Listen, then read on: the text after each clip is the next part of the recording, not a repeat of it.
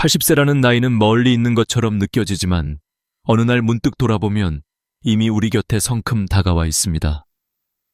한국 사회는 100세 시대를 말하지만 실제 평균 수명은 80세 초반에서 중반 사이를 오가고 있죠. 문제는 바로 여기서 시작됩니다. 80세를 넘기면서부터 삶의 속도는 예고 없이 바뀝니다.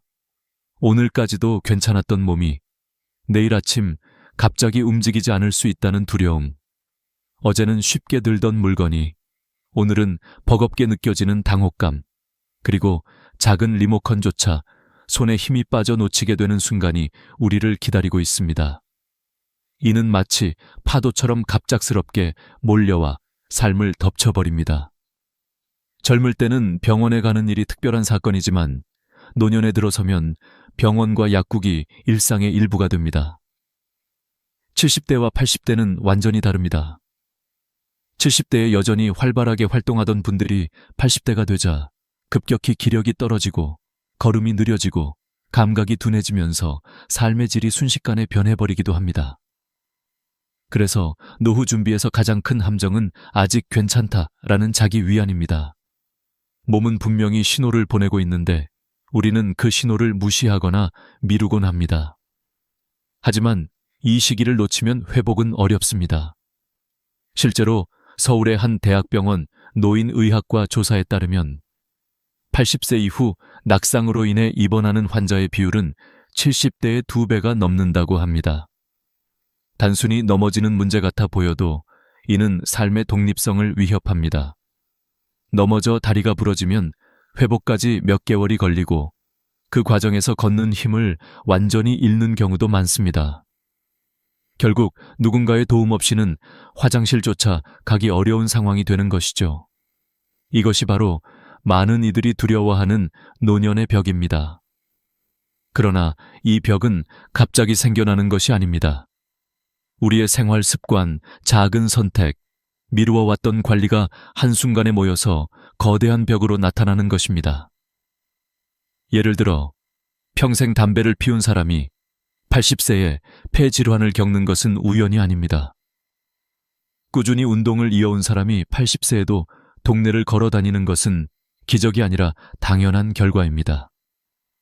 결국 80세라는 시점은 운명이 아니라 우리가 살아온 방식의 총합인 셈입니다. 이 사실을 깨달으면 지금의 하루가 달라집니다. 오늘의 30분 걷기가 내일의 낙상을 막고 오늘의 작은 근력 운동이 내일의 독립성을 지켜줍니다. 우리가 흔히 언젠가는 해야지라고 생각하는 운동, 식습관, 수면 관리가 사실은 바로 지금 당장 시작해야 할 문제입니다. 미래의 나를 위해 오늘의 내가 책임을 져야 한다는 말이지요. 한국에서 흔히 들을 수 있는 말 중 하나가 건강이 최고다입니다. 그러나 우리는 이 말을 너무 자주 들어서 진부하게 느낍니다. 문제는 이 말이 진부할수록 더 진실이라는 것입니다. 재산, 명예, 직업, 자녀, all of these. 80세의 몸 앞에서는 무력해집니다. 걸을 수 없고 스스로 식사조차 힘들다면 아무리 많은 돈도 행복을 보장하지 못합니다. 반대로 평범한 아파트에 살아도 스스로 걸어나가 단풍을 볼 수 있고 친구와 웃으며 커피를 마실 수 있다면 그것이 진정한 부자입니다. 노화는 누구에게나 공평하게 다가옵니다. 하지만 그 속도를 늦출 수 있는 방법은 분명히 존재합니다. 그리고 그 출발선은 바로 지금 이 순간입니다. 80세라는 벽이 무섭게만 느껴질 수 있지만 사실 이 벽은 준비하는 자에게는 하나의 문이 될 수도 있습니다. 준비 없는 사람에게는 벽이지만 준비한 사람에게는 또 다른 세상을 열어주는 문입니다. 어느 노학자는 이렇게 말했습니다. 사람은 나이를 먹는 것이 두려운 것이 아니라 나이 들어 아무것도 준비하지 못한 자신을 마주하는 것이 두려운 것이다. 이 말은 우리 모두에게 울림을 줍니다. 나이를 먹는 건 누구도 피할 수 없지만 준비 여부는 내가 선택할 수 있습니다. 여기서 중요한 깨달음은 노화는 단순히 신체적 문제만이 아니라 정신적, 사회적 문제와도 연결된다는 것입니다. 80세를 넘어서면서 우리는 육체의 한계뿐 아니라 사회적 고립, 정신적 우울과도 맞닥뜨립니다. 배우자를 먼저 떠나보내는 이들이 늘어나고 친구들은 하나둘 세상을 떠납니다. 이 시기에 준비되지 않은 사람은 쉽게 고독과 무력감에 빠집니다. 반면 꾸준히 취미를 즐기고 사람들과 소통하며 긍정적인 마음을 지닌 사람은 그 벽을 훨씬 가볍게 넘습니다. 따라서 오늘 우리가 기억해야 할 첫 번째 진실은 이것입니다. 80세 이후의 삶은 완전히 다르다는 것. 그리고 그 다름을 받아들일 준비가 지금부터 필요하다는 것입니다. 단순히 오래 사는 것이 중요한 것이 아니라 어떤 모습으로 살아갈 것인지가 더 중요합니다. 병상에서 누워 남은 시간을 버티며 살 것인지, 아니면 여전히 내 두 발로 세상을 누비며 웃음을 나눌 것인지, 그 갈림길은 지금 우리의 선택에 달려 있습니다. 우리 모두는 언젠가 이 벽 앞에 서게 될 것입니다. 그때 주저앉아 무너질지, 아니면 담담히 걸어 넘어설지는 오늘의 태도와 습관이 결정합니다. 지금 이 순간이 바로 노후의 방향을 바꾸는 출발점입니다. 80세의 인생 벽은 두렵지만 동시에 우리를 깨우는 신호이기도 합니다. 지금 당신은 어떤 준비를 하고 있습니까? 사람을 가장 불행하게 만드는 습관 중 하나는 바로 비교입니다. 우리는 어려서부터 남과 비교하며 자라왔습니다. 학교에서는 성적을 비교했고 사회에 나와서는 연봉과 집 크기, 자녀의 성취까지 비교 대상이 됩니다. 50대, 60대에 들어서면 은퇴를 앞두고 이런 비교는 더 극심해집니다. 친구가 새 차를 뽑으면 괜히 내 차가 초라해 보이고 친척이 연금을 넉넉히 받는다는 소식을 들으면 왜 나는 그런 준비를 못했을까 불안이 밀려옵니다. 그러나 이런 비교는 불행으로 가는 가장 빠른 지름길입니다. 서울의 한 연구조사에 따르면 은퇴 후 우울감을 호소하는 사람들의 70%가 남과 비교 때문에 심리적 불안을 느낀다고 합니다. 이들은 자신의 현재 상황이 아니라 늘 타인의 삶과 기준을 중심에 두고 평가합니다. 하지만 중요한 건 남이 어떻게 사는가가 아니라 내가 어떤 삶을 살고 있는가입니다. 비교의 문제는 단순히 감정의 문제가 아니라 생활 전반에 영향을 미칩니다. 모임에서 친구들과 어울리는 게 부담스러워지고 사람을 피하게 되고 결국 사회적 고립으로 이어집니다. 더 심각한 건 뒤늦게 무리한 도전을 하게 만든다는 점입니다. 누군가는 주식과 부동산 투자에 몰두하고 누군가는 익숙하지 않은 사업을 시작합니다. 50대 이후의 모험은 젊은 시절과 다릅니다. 실패를 만회할 시간도 체력도 충분치 않습니다. 결국 큰 손실로 이어지고 노후를 더욱 불안하게 만듭니다. 여기서 중요한 것은 인생의 각 시기마다 역할과 과제가 다르다는 사실입니다. 젊은 시절은 씨앗을 뿌리고 도전하는 시기였다면 50대 이후는 그동안 뿌려놓은 씨앗을 거두는 시기입니다. 그렇기에 이 시기에는 무리한 모험보다는 지켜야 할 것을 지키는 지혜가 필요합니다. 한국 속담에도 남의 떡이 커 보인다라는 말이 있죠. 하지만 그 떡을 따라가다 보면 결국 내 떡마저 잃게 됩니다. 비교 대신 필요한 건 감사입니다. 내가 가진 집이 작더라도 비바람을 막아주는 지붕이 있다는 사실에 감사하고 연금이 적더라도 매달 생활을 이어갈 수 있음에 안도하는 마음이 필요합니다. 한국의 재벌들도 세계적인 거대 부호들 앞에서는 작아질 수밖에 없습니다. 결국 비교의 끝에는 끝없는 허무와 불행만이 남습니다. 실제로 일본의 한 노년 심리학자는 행복한 노인의 공통점으로 자신의 삶에 대한 감사를 꼽았습니다. 연구 결과 내 삶에 만족한다고 응답한 노인의 평균 기대 수명이 그렇지 않은 노인보다 7년 이상 길었다고 합니다. 이처럼 감사는 단순한 마음가짐이 아니라 실제 건강과 수명에도 영향을 미칩니다. 그렇다면 어떻게 비교에서 벗어날 수 있을까요? 첫 번째 방법은 미디어 다이어트입니다. TV와 스마트폰 속에는 끊임없이 남의 잘난 삶이 흘러나옵니다. 화려한 집, 멋진 여행, 고급스러운 음식, 그러나 그것은 남의 삶일 뿐 내 삶의 기준이 될 필요는 없습니다. 두 번째 방법은 작은 성취를 기록하는 것입니다. 오늘 걸은 거리, 읽은 책 한 장, 가족과 나눈 대화 한 줄을 적다 보면 내 삶이 얼마나 풍요로운지 깨닫게 됩니다. 세 번째는 비교 대신 나눔을 실천하는 것입니다. 비교는 마음을 닫게 하지만 나눔은 마음을 열게 합니다. 작은 나눔 하나가 내가 가진 것을 새롭게 바라보게 만듭니다. 이제 시청자 여러분께 질문을 드리고 싶습니다. 오늘 하루 몇 번이나 남과 나를 비교하셨나요? 그리고 그 순간 기분이 좋아졌나요? 아니면 불편해졌나요? 아마 대부분은 후자일 것입니다. 그렇다면 답은 명확합니다. 비교를 멈출 때 우리는 비로소 자유로워집니다. 60대 이후의 삶은 길고도 짧습니다. 비교 속에 시간을 허비하기엔 아까운 순간들이 너무 많습니다.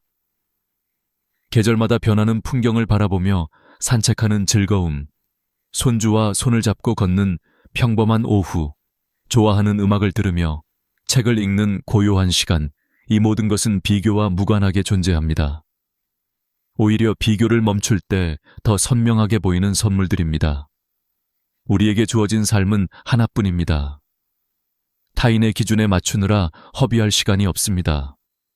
남과 비교하지 않는 것, 이것이 행복한 노후를 여는 두 번째 열쇠입니다. 지금 이 순간 나의 삶이 충분하다고 고개를 끄덕일 수 있다면 이미 반은 성공한 것입니다. 돈은 삶을 유지하는 도구일 뿐인데 우리는 종종 그것을 인생의 목표로 착각하곤 합니다. 은퇴 이후 가장 두려운 말 중 하나는 이제 수입이 끊겼습니다 라는 말일 것입니다. 직장을 다닐 때는 매달 들어오는 급여가 있었지만 은퇴와 동시에 그 안정적인 흐름은 멈추게 됩니다. 문제는 지출은 멈추지 않는다는 데 있습니다. 오히려 나이가 들수록 병원비와 약값은 늘어나고 자녀의 결혼 비용이나 갑작스러운 생활비 부담이 더해지기도 합니다. 그래서 행복한 노후의 세 번째 열쇠는 바로 돈보다 지혜로운 준비입니다.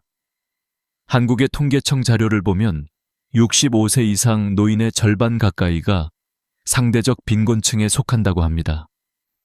즉, 다른 연령대와 비교했을 때 소득이 절반 이하라는 뜻입니다.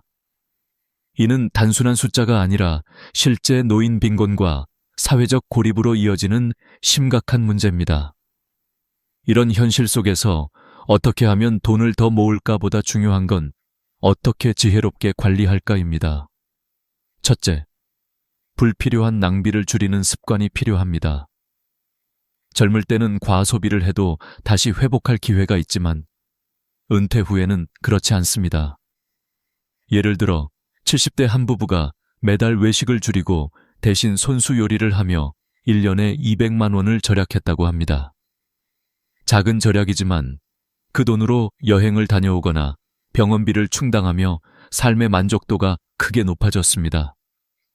절약은 단순히 돈을 아끼는 행위가 아니라 미래의 선택지를 넓히는 방법입니다. 둘째, 저축과 투자에 대한 균형입니다. 한국에서는 집 한 채가 노후 자산의 상징처럼 여겨졌습니다.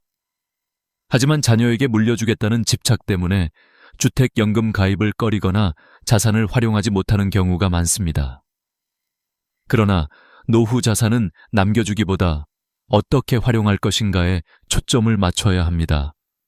평생 모은 집 한 채를 활용해 안정적으로 생활비를 마련한다면 마지막 순간까지도 존엄과 독립을 지킬 수 있습니다.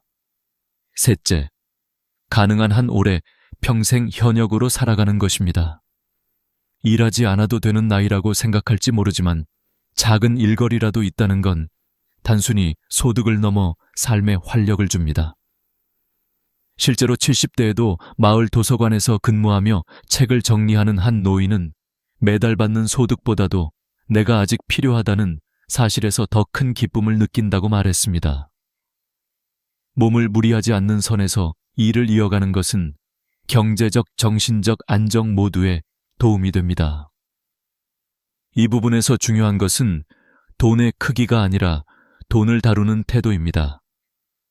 남과 비교하지 않고 허황된 욕심을 버리며 검소하지만 즐거운 삶을 선택할 수 있다면 이미 노후의 절반은 성공입니다.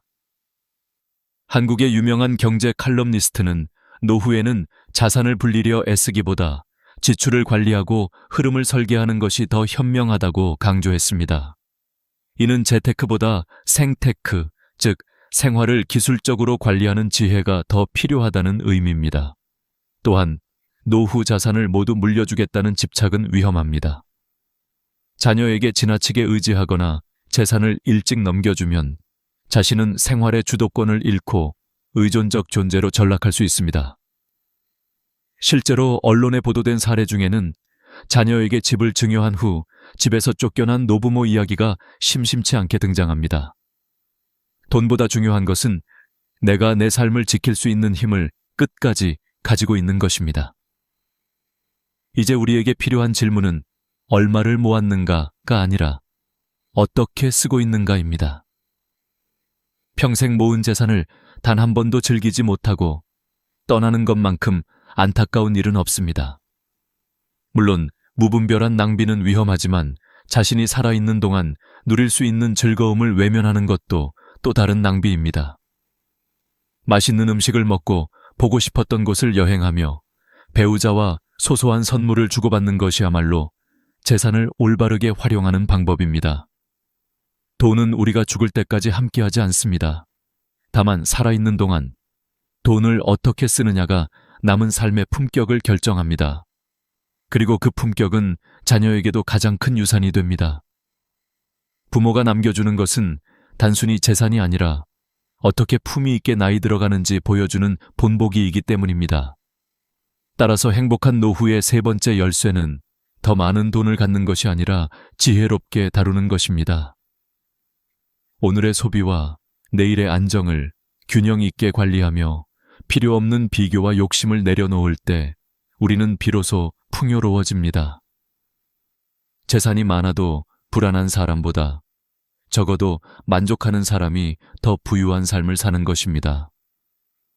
나이가 들어가면서 많은 부모들은 자녀에게 모든 것을 쏟아붓습니다.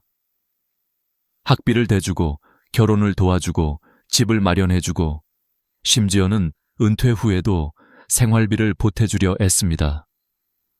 한국 사회에서는 이런 헌신이 부모의 의무처럼 여겨지기도 했습니다.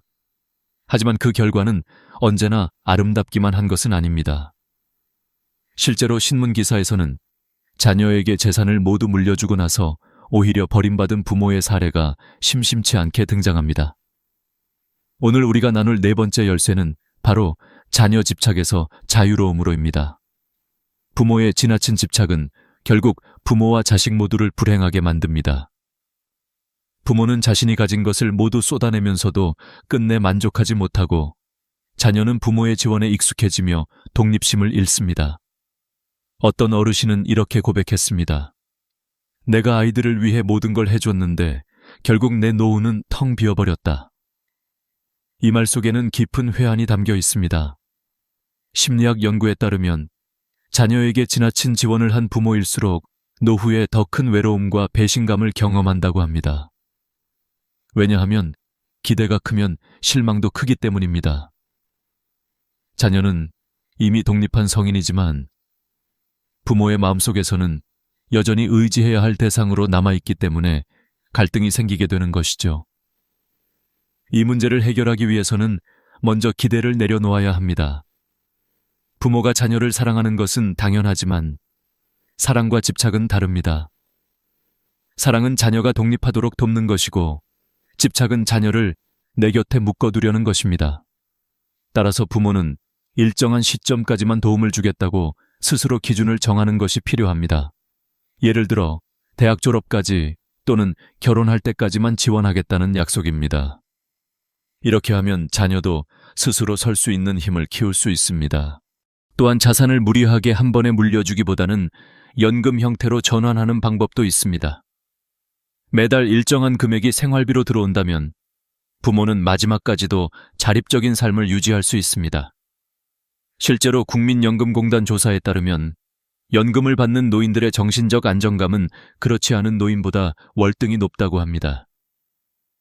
이는 단순한 금전적 문제를 넘어 내가 여전히 내 삶을 통제할 수 있다는 심리적 안정에서 비롯됩니다. 그리고 자녀와의 관계에서도 변화가 필요합니다. 자녀를 끝까지 품 안에 두려 하지 말고 독립적인 인격체로 인정해야 합니다. 어떤 어머니는 이렇게 말했습니다. 나는 이제 아이들 인생의 조연일 뿐이다. 주연은 그들의 몫이다. 이 깨달음은 부모와 자녀 모두를 자유롭게 만듭니다. 부모는 더 이상 자녀에게 집착하지 않고 자녀는 부모를 부담스럽게 여기지 않습니다. 한국의 전통 가치관 속에서는 효가 매우 중요한 덕목이었습니다. 하지만 시대가 변하면서 효의 형태도 달라졌습니다. 과거에는 부모를 직접 모시는 것이 효였다면 이제는 부모가 스스로 존엄을 지키며 살아갈 수 있도록 존중하는 것이 진정한 효가 되었습니다. 그러기 위해서라도 부모 스스로 자녀에게 과도하게 의지하지 않고 자립을 유지하는 태도가 필요합니다. 여기서 한 가지 더 중요한 사실이 있습니다. 자녀에게 모든 걸 주고 나면 부모 자신이 잃는 것은 단순히 돈이 아닙니다. 바로 삶의 의미와 자존감입니다. 내가 쓸 돈도 없고 내가 결정할 권한도 없다면 결국 남은 건 무력감뿐입니다.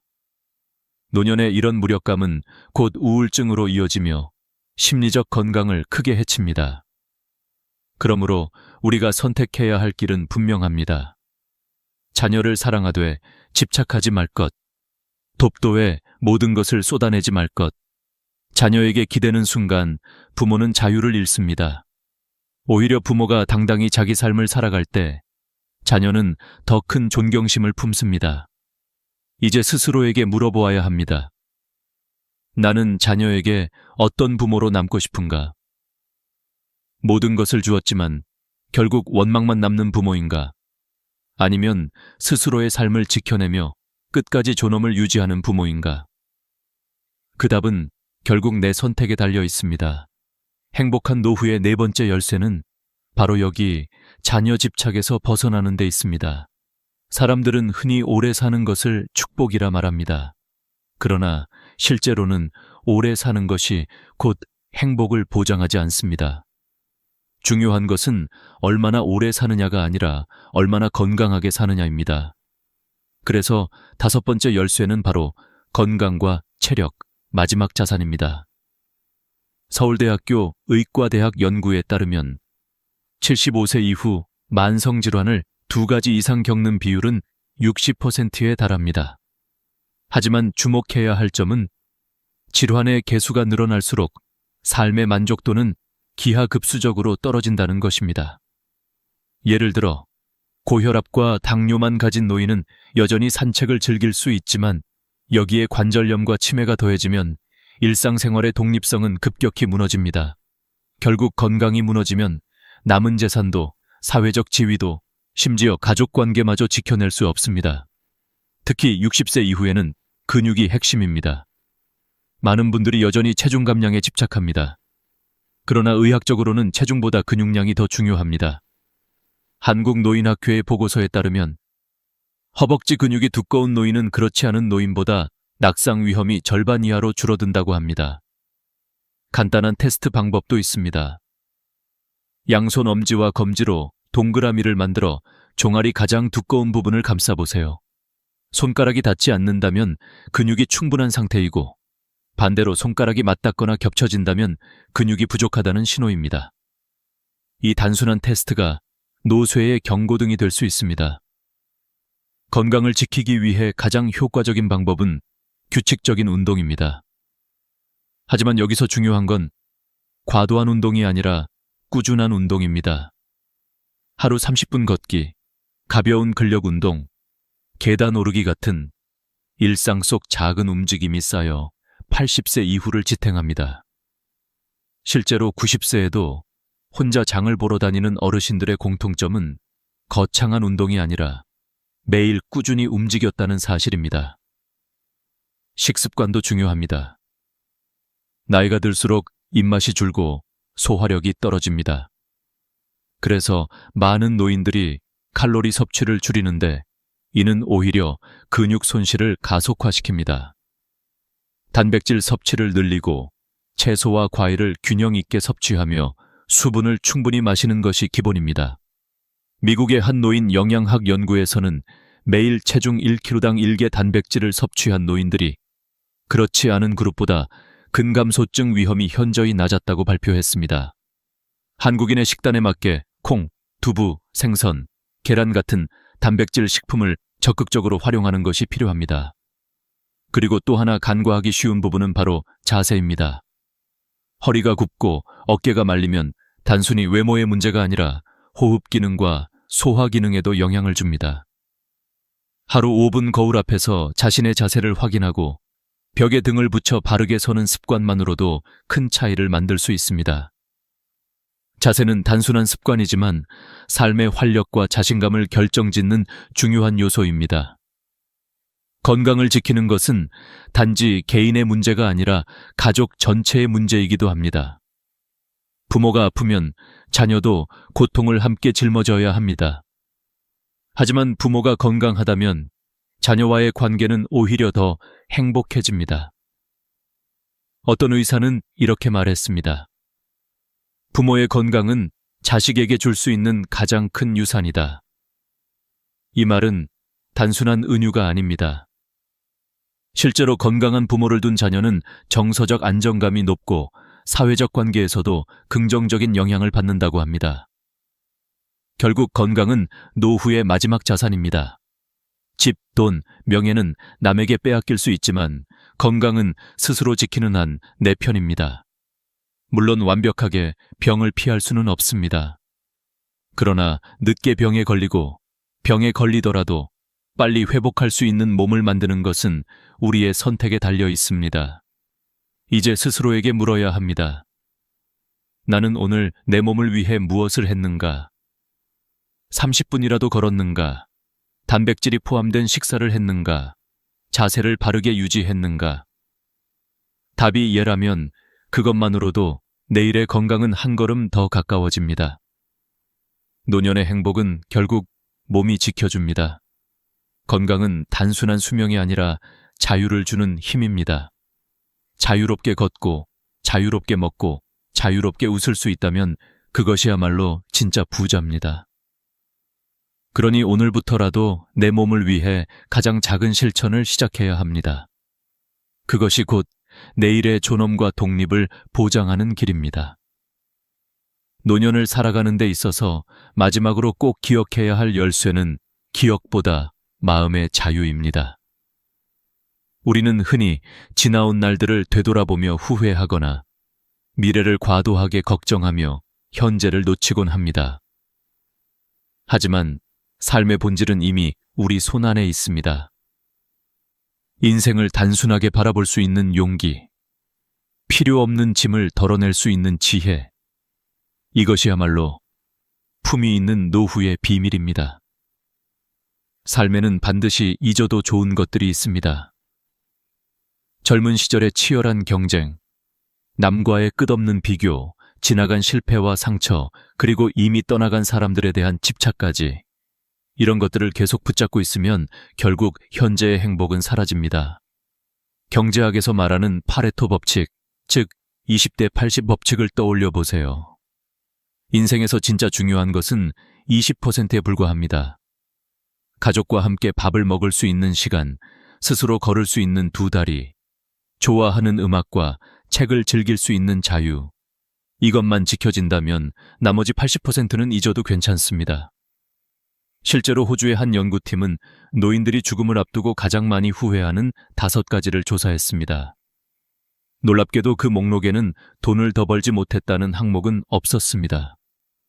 대신 내가 원하는 삶을 살지 못한 것, 가족과 시간을 더 보내지 못한 것, 내 감정을 표현하지 못한 것, 친구들과 관계를 지키지 못한 것, 스스로 행복을 더 허락하지 못한 것이 있었습니다.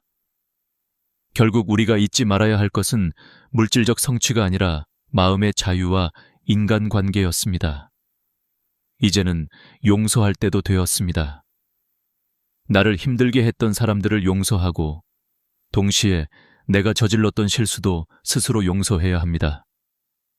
용서는 상대방을 위한 것이 아니라 결국 나 자신을 위한 것입니다. 마음에 묶여있는 응어리를 풀어내는 순간 우리는 훨씬 가볍고 자유로워집니다. 또 하나 중요한 것은 사랑을 표현하는 일입니다. 한국 사회에서는 감정을 드러내는데 서툰 사람들이 많습니다. 하지만 나이가 들수록 사랑한다는 말은 더 자주, 더 분명히 전해야 합니다. 배우자에게, 자녀에게, 친구에게, 그리고 자신에게까지. 사랑은 표현할수록 커지고 나누는 만큼 삶은 따뜻해집니다. 실제로 노인 복지 연구에 따르면 사랑을 주고받는다는 감각을 자주 경험하는 노인들이 그렇지 않은 노인보다 우울감이 현저히 낮다고 합니다. 삶을 풍요롭게 만드는 또 하나의 열쇠는 놀이입니다. 어른이 되면서 우리는 놀이의 가치를 잊어버립니다. 하지만 배우자와 함께하는 산책, 친구들과의 소소한 모임, 취미를 즐기는 순간들 모두가 인생의 놀이입니다. 놀이야말로 스트레스를 풀고 웃음을 되찾게 해줍니다. 노년의 품격은 거창한 업적이 아니라 이런 소소한 즐거움 속에서 피어납니다. 여기서 우리는 다시 한번 본질을 바라봐야 합니다. 인생은 결국 지금 이 순간입니다. 어제는 이미 돌아오지 않고 내일은 아직 오지 않았습니다. 중요한 건 오늘입니다. 내가 살아있다는 것, 숨을 쉴 수 있다는 것, 누군가와 대화를 나눌 수 있다는 것, 이것만으로도 감사할 이유는 충분합니다. 지금 이 순간을 소중히 여길 수 있다면 그 자체가 행복입니다. 그래서 노년의 진정한 교훈은 이렇습니다. 삶을 단순하게 하라. 남과 비교하지 말고 불필요한 욕심을 버리고 건강을 지키며 사랑을 표현하고 용서를 배우라. 그리고 남은 시간 동안 웃음을 잃지 말라. 이것이 우리가 후회 없는 마지막 장을 써 내려가는 방법입니다. 시청자 여러분, 이제 스스로에게 질문해 보시길 바랍니다. 나는 지금 내 삶을 내 기준으로 살고 있는가? 아니면 여전히 타인의 시선에 매달려 시간을 흘려보내고 있는가? 그 답을 찾는 순간 인생의 후반전은 훨씬 자유롭고 행복해질 것입니다. 오늘 이야기가 여러분의 마음에 작은 울림이 되었기를 바랍니다. 긴 여정을 함께 해주셔서 감사합니다. 구독과 좋아요를 눌러주시면 앞으로도 더 많은 지혜와 이야기를 나눌 수 있습니다. 여러분의 노년이 따뜻하고 품격 있게 빛나기를 진심으로 기원합니다. 우리 사회에서 나이가 든 사람들이 혼자 사는 모습을 보면 많은 이들이 그들을 불쌍하게 여기고 그분들은 외롭겠지. 혼자 사는 건 불행한 일이다 라는 생각을 하곤 합니다. 사실 이러한 생각은 오랫동안 사회적으로 널리 퍼져 있었습니다. 우리는 종종 나이가 든 사람들이 혼자 살면 외로움과孤独에 시달리며 그들의 삶이 고통스럽고 외롭다고 믿었습니다. 하지만 최근 들어 혼자 사는 노인들의 삶에 대한 시각이 바뀌고 있습니다. 많은 연구들이 이를 뒷받침하고 있습니다. 혼자 사는 사람들이 실제로 더 높은 행복감을 느낀다는 결과들이 있습니다. 특히 60대 이상 여성들의 경우 혼자 살면서 오히려 삶의 만족도가 크게 상승한다는 연구가 많습니다. 2019년에 발표된 연구에 따르면 혼자 사는 것은 단순히 외로움을 느끼는 것과는 다른 독립적인 생활에서 오는 자아 존중감과 만족감을 더 크게 느끼게 만든다고 합니다. 많은 사람들은 자녀와 함께 사는 것이 자연스럽고 좋은 일이라고 생각하지만 일부 전문가들은 자녀가 출가한 후에는 부모가 독립적으로 사는 것이 더 건강한 삶을 위한 길이라고 이야기합니다. 그렇다면 왜 혼자 살 때 행복 지수가 더 높을까요? 그 이유는 바로 개인의 자유와 독립성에 있습니다. 혼자 살면서 자신만의 일정을 조정하고 자신의 관심사에 몰두할 수 있는 시간적 여유가 생깁니다. 이로 인해 사람들은 자기 자신에게 더 많은 시간을 투자할 수 있게 되며 더 건강한 정신적, 육체적 상태를 유지할 수 있습니다. 혼자 살 때 자신이 무엇을 좋아하고 무엇이 행복을 주는지에 대한 이해가 더 깊어지고 그 결과 더 행복해질 수 있습니다. 물론 혼자 사는 것에 대한 부정적인 생각을 가진 사람들도 많습니다. 특히 가족과 함께 살 때의 따뜻함과 위로를 기대하는 사람들은 혼자 사는 삶을 너무 차가운 것처럼 느낄 수 있습니다. 하지만 사실 혼자 사는 삶이 외롭고 힘든 것만은 아닙니다. 오히려 혼자 살아도 충분히 행복할 수 있다는 점을 많은 사람들이 깨닫게 되었습니다. 혼자 사는 사람들은 더 이상 가족에 의존하지 않고 스스로의 힘으로 삶을 꾸려 나갑니다. 그들은 자신의 생활을 스스로 책임지며 이를 통해 얻는 자부심이 매우 큽니다. 또한 혼자 살면서 배우는 것들도 많습니다. 예를 들어 집안일을 혼자 하면서 자립심을 기르고 건강을 유지하기 위해 운동을 시작하거나 새로운 취미를 가지는 경우가 많습니다. 이런 모든 것들이 결국 혼자 사는 사람들에게 더 큰 만족감과 행복을 가져다 줍니다. 그렇다면 혼자 사는 노인의 행복을 위해서는 무엇이 필요할까요? 첫째, 자기 자신을 사랑하는 태도가 필요합니다. 혼자 살면서 가장 중요한 것은 타인에게 의지하는 것이 아니라 자신을 사랑하고 스스로의 가치와 중요성을 인정하는 것입니다. 이는 단순히 혼자 살아도 괜찮다는 마음가짐만으로도 가능해집니다. 자기 자신을 사랑하는 사람은 혼자일 때도 고독을 두려워하지 않으며 삶의 작은 기쁨을 찾을 수 있습니다.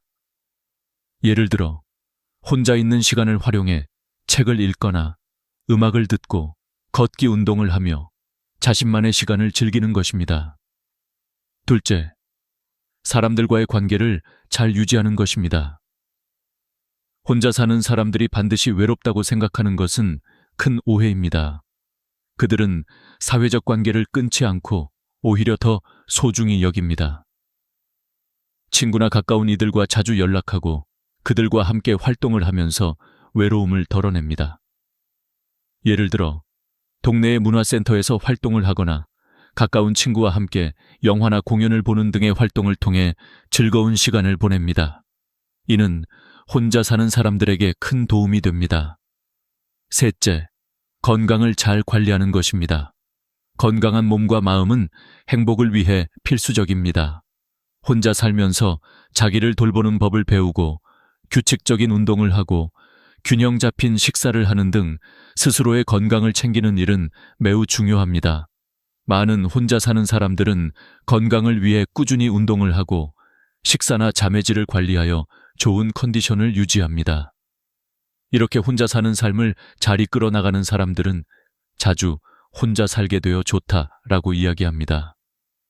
그들은 더 이상 가족이나 타인의 기대에 얽매이지 않고 자신만의 방식으로 삶을 즐깁니다. 혼자 살면서 얻는 자유와 독립성, 그리고 자신만의 시간을 가질 수 있다는 것은 매우 큰 축복입니다. 물론 혼자 사는 것이 모든 사람에게 적합하지는 않습니다. 일부 사람들은 가족과 함께 살면서 더 많은 기쁨과 행복을 느끼기도 합니다. 하지만 중요한 점은 혼자 사는 것이 불행한 삶이 아니라는 사실입니다. 나이가 들어 혼자 살게 되면 오히려 더 많은 자아, 존중감과 자유를 경험할 수 있다는 점을 우리는 잊지 말아야 합니다. 이제 우리는 혼자 사는 노인들의 삶에 대해 더 깊이 생각해 볼 필요가 있습니다. 혼자 살면서도 행복한 사람들의 비결은 무엇일까요?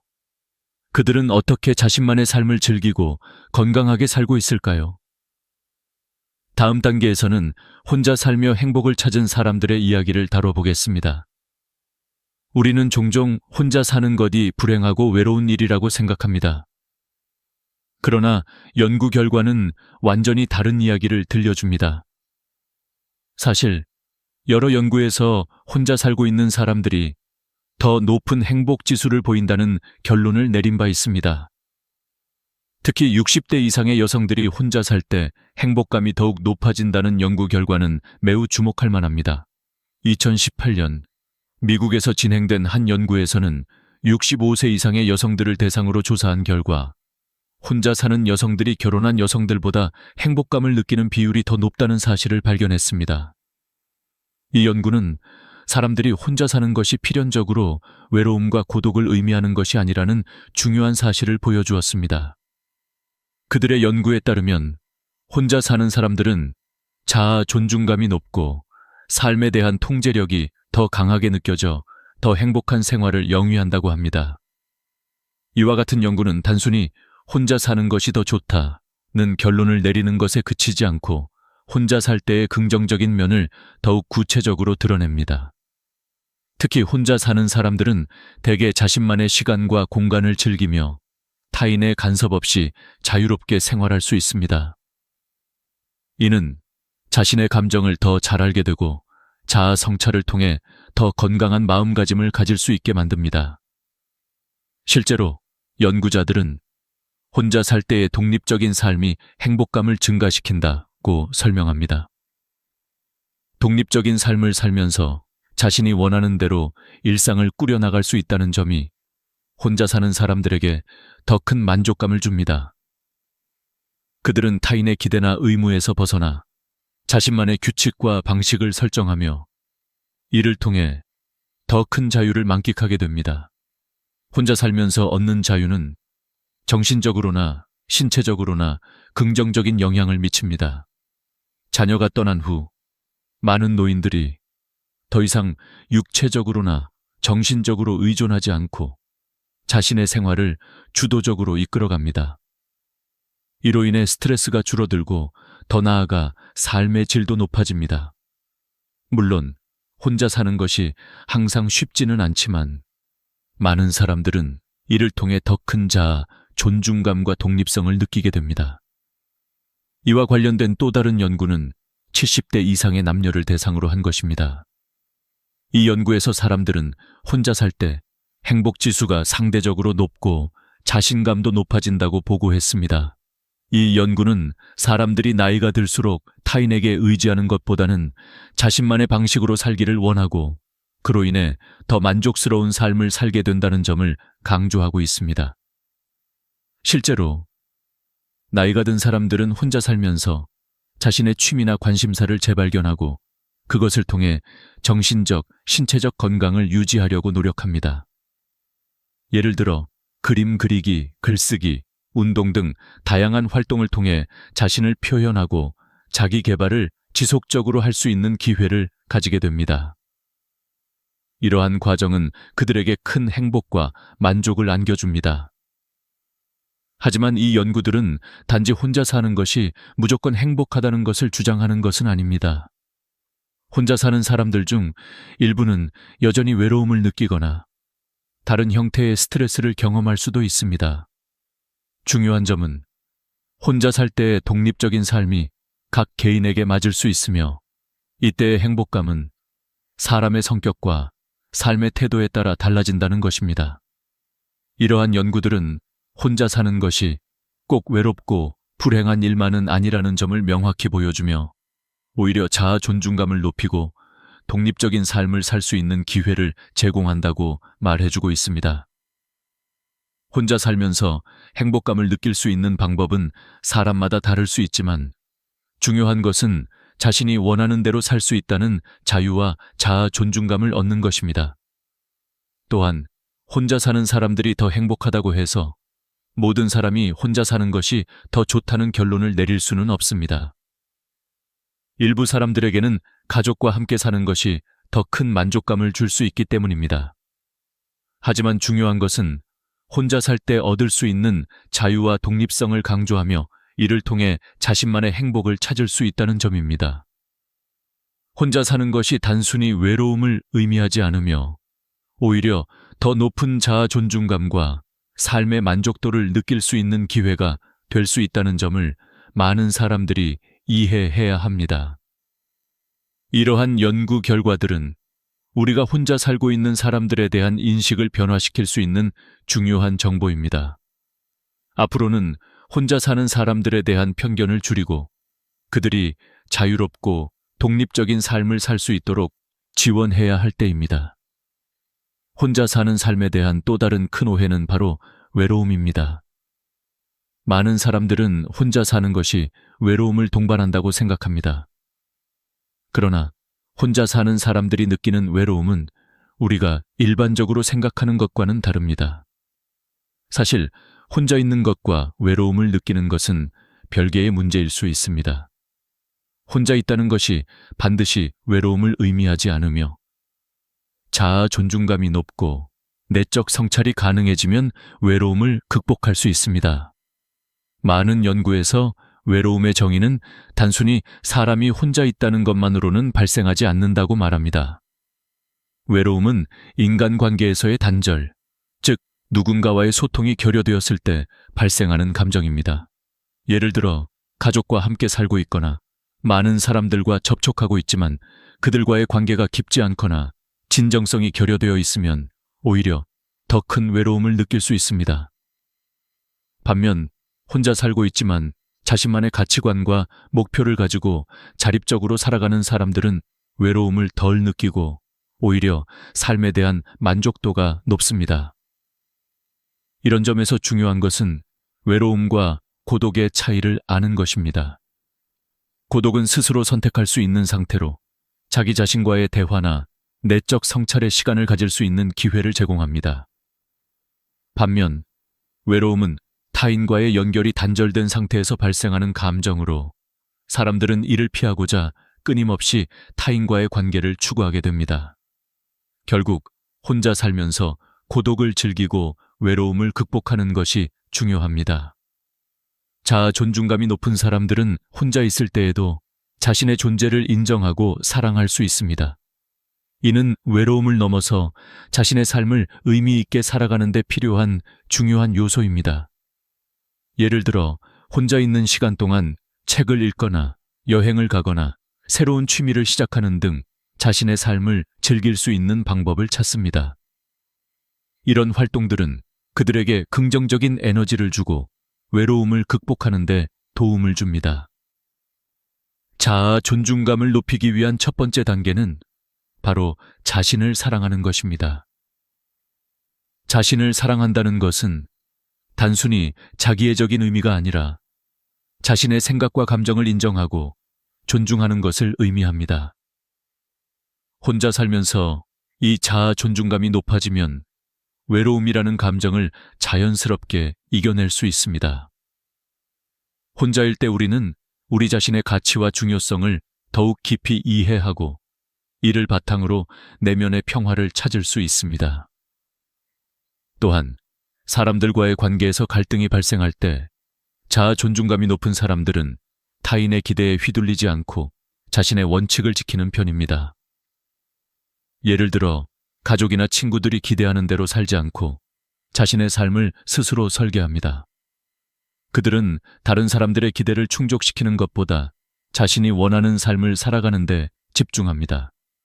이를 통해 그들은 자신에게 더 많은 자유를 주고 내적 평화와 행복감을 찾을 수 있습니다. 고독을 즐길 수 있는 능력은 많은 사람들이 나이가 들면서 배우게 되는 중요한 삶의 기술입니다.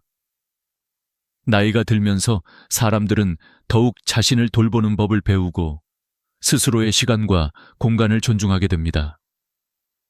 이러한 과정에서 사람들은 혼자 있다는 사실이 외로움이 아니라 오히려 삶을 더 풍요롭게 만드는 중요한 요소가 될 수 있다는 것을 깨닫게 됩니다.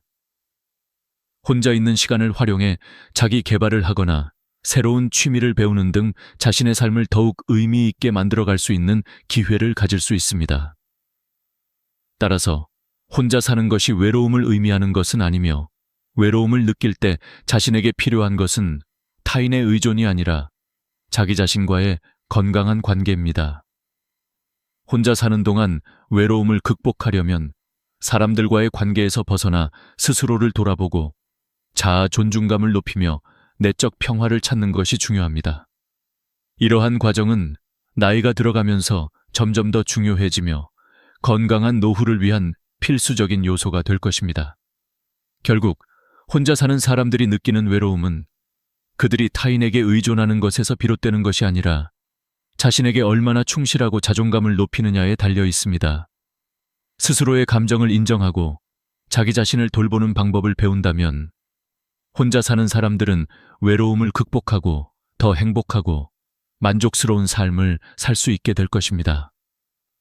혼자 사는 삶에서 많은 사람들은 자주 겪게 되는 문제들이 있습니다.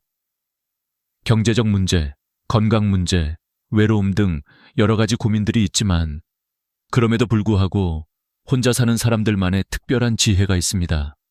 이들은 혼자 사는 동안 스스로를 더 잘 이해하고 삶의 의미를 찾으며 그 과정에서 얻은 교훈을 바탕으로 더욱 강해집니다. 혼자 살면서 배우는 첫 번째 교훈은 자기 책임입니다.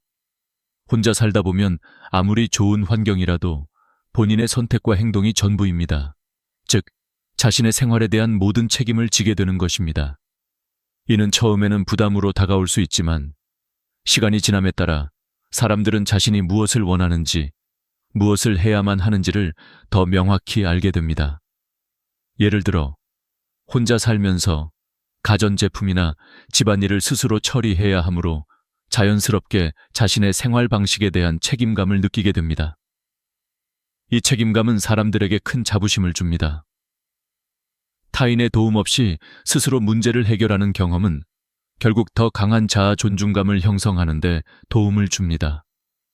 혼자 살 때 배우는 또 다른 중요한 교훈은 자기 자신과의 대화입니다.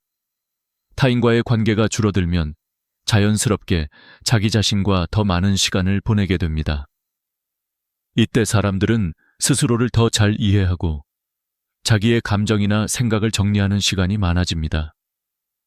사람들은 종종 일상에 쫓기며 자기 자신과 대화할 시간을 잃고 살지만 혼자 살면서 얻게 되는 큰 장점 중 하나는 바로 이 자기와의 대화입니다. 스스로에게 질문을 던지고 자기 자신을 이해하는 과정에서 사람들은 더 건강한 정신을 유지하게 되며 그로 인해 삶의 만족도와 행복도 자연스럽게 증가합니다. 특히 자기 성찰의 기회가 많아진다는 점도 중요합니다. 혼자 살면서 사람들은 다양한 상황에서 스스로를 돌아보게 됩니다. 그 과정에서 과거의 실수나 후회가 떠오르기도 하고 현재의 선택이 옳았는지 고민할 때도 있지만 이러한 자기 성찰은 결국 더 나은 결정을 내리게 합니다. 예를 들어, 내가 지금까지 해온 일들이 정말 나에게 의미 있는 일이었나? 내가 지금 원하는 삶은 무엇일까? 와 같은 질문들을 던지면서 사람들은 점차 자신이 원하는 방향으로 나아갈 수 있는 능력을 키웁니다. 이런 성찰의 과정은 혼자 살면서만 경험할 수 있는 중요한 장점입니다. 혼자 살면서 중요한 또 다른 교훈은 자기 관리 능력입니다. 혼자 살면 아무리 어려운 상황이라도 스스로 해결해야 하기 때문에 자연스럽게 자기 관리 능력이 향상됩니다. 예를 들어, 혼자 사는 사람들은 자기 건강을 더 잘 관리하고 스스로에게 필요한 것들을 제대로 챙길 수 있는 능력을 기르게 됩니다. 사람들은 가끔 타인의 도움이 없으면 일을 시작할 수 없다고 느낄 때가 많지만 혼자 살면서 독립적으로 생활을 하다 보면 필요한 모든 것을 스스로 할 수 있는 자신감을 얻게 됩니다. 또한 자기 관리 능력이 향상되면 생활의 질도 높아지고 더 건강한 삶을 유지할 수 있게 됩니다. 이러한 교훈들은 단순히 혼자 사는 사람들에게만 적용되는 것은 아닙니다. 실제로 많은 사람들이 직장이나 가정에서 바쁘게 살아가며 자기 관리나 자기 성찰을 소홀히 하곤 합니다.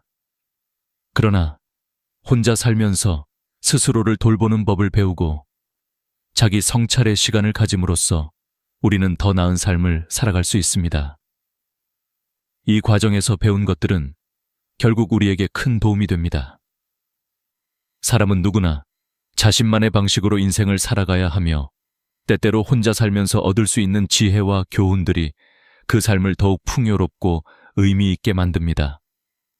혼자 살며 얻은 경험들은 결국 그 사람의 삶을 더욱 깊이 있게 만듭니다. 혼자 사는 동안 사람들은 단순히 고독을 피하는 것이 아니라 고독 속에서 스스로의 내면을 탐구하고 자신만의 삶의 의미를 찾아가는 여정을 떠납니다. 이러한 경험들은 사람들이 더 나은 결정을 내리게 하며 자신에게 맞는 삶을 살아갈 수 있도록 돕습니다. 또한 이러한 과정에서 사람들은 더 깊은 인간 관계를 맺을 수 있습니다. 혼자 살면서 외로움을 느끼지 않게 되는 것은 결국 사람들과의 관계에서 더 진정성과 깊이를 추구하기 때문입니다. 혼자 사는 사람들은 더 이상 일상적인 만남에 집착하지 않고 진정으로 나와 맞는 사람들과 깊은 관계를 맺을 수 있게 됩니다. 이 과정에서 혼자 살면서 배운 교훈은 더 나은 인간관계를 위한 기초가 됩니다. 마지막으로 혼자 살면서 얻은 가장 중요한 교훈 중 하나는 자기 존중감입니다. 혼자 살면서 우리는 타인의 기대와 욕구에 휘둘리지 않고 자신만의 삶을 살 수 있는 기회를 갖습니다.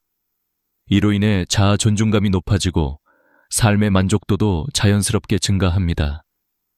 혼자 사는 사람들이 타인의 기대에 얽매이지 않고 자신을 존중하는 모습을 보면서 우리는 결국 혼자서도 충분히 행복하고 만족스러운 삶을 살 수 있다는 중요한 교훈을 얻게 됩니다. 혼자 사는 것이 꼭 외로움이나 고통을 의미하는 것이 아니라 그 자체로 자신을 더 잘 이해하고 더 나은 사람으로 성장할 수 있는 기회가 된다는 사실을 우리는 깨닫게 됩니다. 혼자 사는 사람들에게는 외로움, 고독, 경제적 불안 등의 여러 가지 어려움이 따를 수 있습니다. 그러나 이러한 어려움을 잘 극복할 수 있는 방법들이 존재하며 그 방법을 통해 보다 만족스럽고 행복한 삶을 살 수 있습니다. 혼자 살면서 삶의 질을 높이고 자신만의 행복을 찾기 위해 실용적으로 적용할 수 있는 몇 가지 방법을 소개하고자 합니다. 첫 번째로, 자기 건강 관리는 혼자 사는 사람들에게 가장 중요한 요소입니다.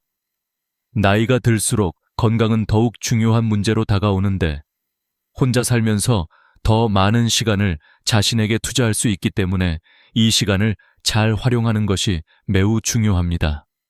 꾸준한 운동은 신체 건강을 유지하는 데 도움을 줄 뿐만 아니라 정신 건강에도 긍정적인 영향을 미칩니다. 예를 들어 매일 아침 간단한 스트레칭이나 산책을 하거나 요가와 같은 운동을 통해 몸과 마음을 동시에 가꾸는 것이 좋습니다. 건강관리에서 중요한 점은 규칙적인 생활 습관을 만드는 것입니다. 건강한 식습관, 충분한 수면, 그리고 정기적인 운동은 혼자 사는 사람들에게 필수적인 요소입니다. 이는 나이가 들수록 더 중요한 부분이므로 스스로의 건강을 잘 챙기는 습관을 들이는 것이 삶의 질을 높이는 데 큰 도움이 됩니다. 두 번째로, 자기 관리와 자기 성찰은 혼자 사는 사람들에게 중요한 부분입니다. 혼자 살다 보면 자신의 감정이나 생각을 잘 정리할 수 있는 시간이 많아집니다. 이 시간을 활용해 자신을 돌아보고 자기 성찰의 시간을 가지는 것은 매우 중요합니다. 매일 자신에게 질문을 던지고 오늘은 내가 무엇을 잘했는지, 내일은 무엇을 더 잘할 수 있을지와 같은 질문을 통해 자신을 발전시킬 수 있습니다. 자기 성찰의 과정에서 사람들은 더 나은 선택을 하고 더 나은 사람이 될 수 있는 방법을 찾게 됩니다. 예를 들어, 자신이 지금 어떤 상황에 처해 있는지, 무엇을 원하고 있는지에 대해 깊이 생각하고 이를 실천에 옮길 방법을 고민하는 것입니다. 자기 성찰은 혼자 사는 사람에게 자기 발전에 중요한 기회를 제공합니다. 세 번째로, 취미와 관심사를 키우는 것은 혼자 사는 사람들에게 큰 도움이 됩니다. 혼자 살 때 자신만의 취미나 관심사를 찾는 것은 삶을 더욱 풍요롭고 의미 있게 만드는 데 중요한 역할을 합니다. 예를 들어 글쓰기, 그림 그리기, 음악 듣기, 정원 가꾸기 등 여러 가지 취미를 통해 일상에 활력을 불어넣을 수 있습니다. 이러한 취미는 단순히 시간이 가는 것을 의미하는 것이 아니라 사람에게 큰 만족감을 주고 자아를 표현하는 데 도움을 줍니다. 혼자 사는 동안 자신만의 시간과 공간을 가지면서 취미를 개발하는 것은 자기 자신에게 투자하는 중요한 방법입니다. 또한 새로운 취미를 시도하는 것도 좋은 방법입니다. 새로운 것을 배우는 과정에서 자아 존중감이 높아지고 삶의 질이 향상됩니다. 네 번째로, 사회적 관계를 유지하는 것도 중요한 요소입니다. 혼자 살고 있다고 해서 고립되거나 외로워야 한다는 생각은 잘못된 고정관념입니다. 오히려 혼자 살 때는 자신이 원하는 사람들과 깊은 관계를 맺을 수 있는 기회가 많습니다. 친구나 지인들과 자주 연락하고 함께 시간을 보내는 것은 외로움을 덜어주고 삶의 질을 높이는 데 큰 도움이 됩니다. 사회적 관계를 유지하는 방법은 간단합니다. 친구들과의 정기적인 만남, 전화나 메시지로의 소통, 동네의 사회적 활동에 참여하는 등의 방법으로 사람들과의 관계를 지속적으로 유지할 수 있습니다. 이를 통해 혼자 사는 사람들은 외로움을 덜 느끼고 더 나아가 풍요로운 사회적 네트워크를 형성할 수 있습니다. 마지막으로 경제적 안정을 유지하는 것도 혼자 사는 사람들에게 매우 중요한 부분입니다. 나이가 들어가면서 경제적으로 자립하는 것은 쉽지 않지만 재정적으로 자립할 수 있도록 미리 계획을 세우는 것이 중요합니다. 예를 들어 은퇴 후에 필요한 자금을 준비하기 위해 장기적인 재정 계획을 세우고 꾸준히 저축하거나 투자하는 방법이 있습니다. 또한 혼자 사는 사람들은 더 이상 다른 사람에게 경제적 부담을 줄 수 없기 때문에 자기 자신을 위한 경제적 안정성을 확보하는 것이 중요합니다. 이를 위해 재정 상담을 받거나 자산 관리 계획을 세우는 등의 방법을 통해 혼자 사는 사람들도 경제적으로 독립적인 삶을 유지할 수 있습니다. 이 모든 방법들은 혼자 살면서 겪을 수 있는 여러 가지 어려움을 극복하는 데 중요한 역할을 합니다. 혼자 살 때의 고독과 외로움을 이겨내고 행복하고 의미 있는 삶을 살기 위해서는 자기 자신을 잘 돌보는 것이 가장 중요합니다. 건강을 챙기고 취미를 즐기며 사회적 관계를 유지하고 경제적으로 자립하는 방법을 배운다면 혼자 사는 삶은 결코 외롭지 않고 풍요롭고 행복한 삶이 될 수 있습니다. 혼자 사는 것이 두렵고 외롭다고 느껴지는 순간들이 있을 수 있습니다. 그러나 그럴 때일수록 자신에게 집중하고 자신을 돌보는 시간을 가지며 스스로의 행복을 찾는 방법을 배운다면 혼자 사는 삶이 오히려 더 행복하고 만족스러운 시간이 될 수 있습니다. 혼자 사는 삶을 통해 우리가 배운 가장 중요한 교훈은 자기 자신과의 관계를 개선하는 것입니다. 대부분의 사람들은 가족이나 친구들과의 관계에서 오는 행복을 중요하게 생각하지만 자신과의 관계를 소홀히 할 때 삶에서 가장 중요한 부분을 놓치게 됩니다.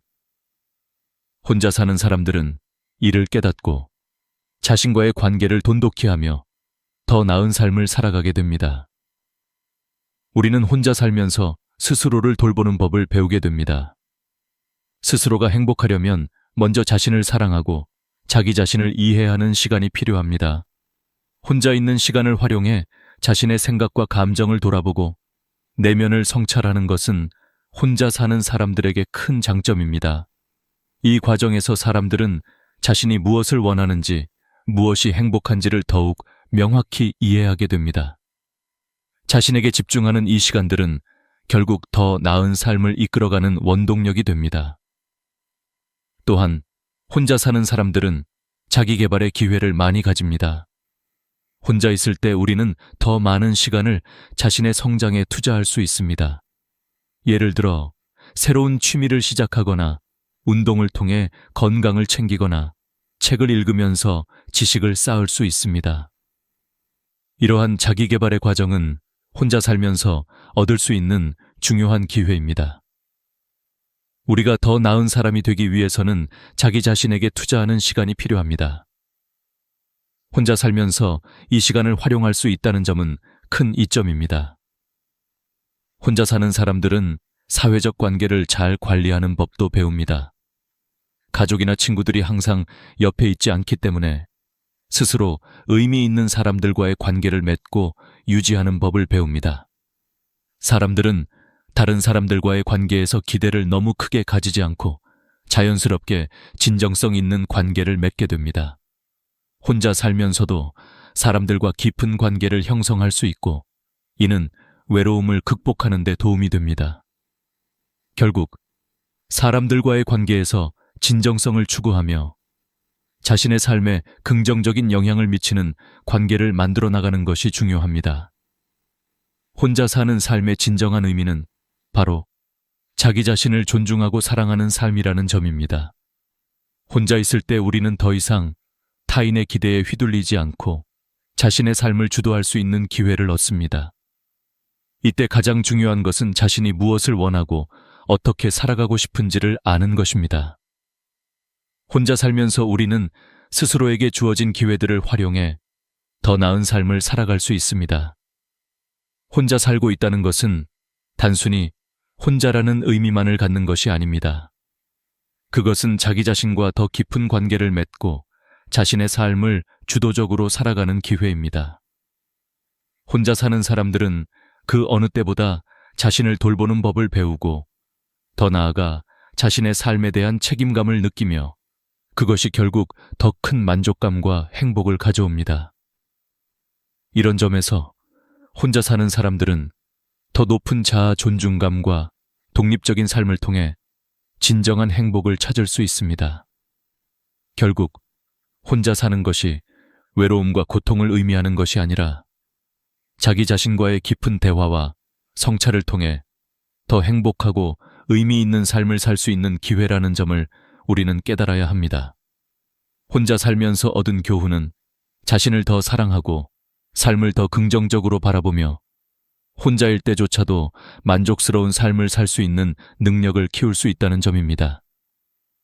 혼자 살면서 자신만의 길을 찾고 그 길을 즐기며 살아가는 것이야말로 진정한 삶의 의미입니다. 마지막으로 혼자 살면서 행복한 삶을 위한 결론을 내려보겠습니다. 혼자 사는 삶을 선택한 사람들은 외로움이나 고독을 느끼지 않기 위해 스스로의 내면을 돌아보며 자신의 행복을 찾기 위해 노력합니다.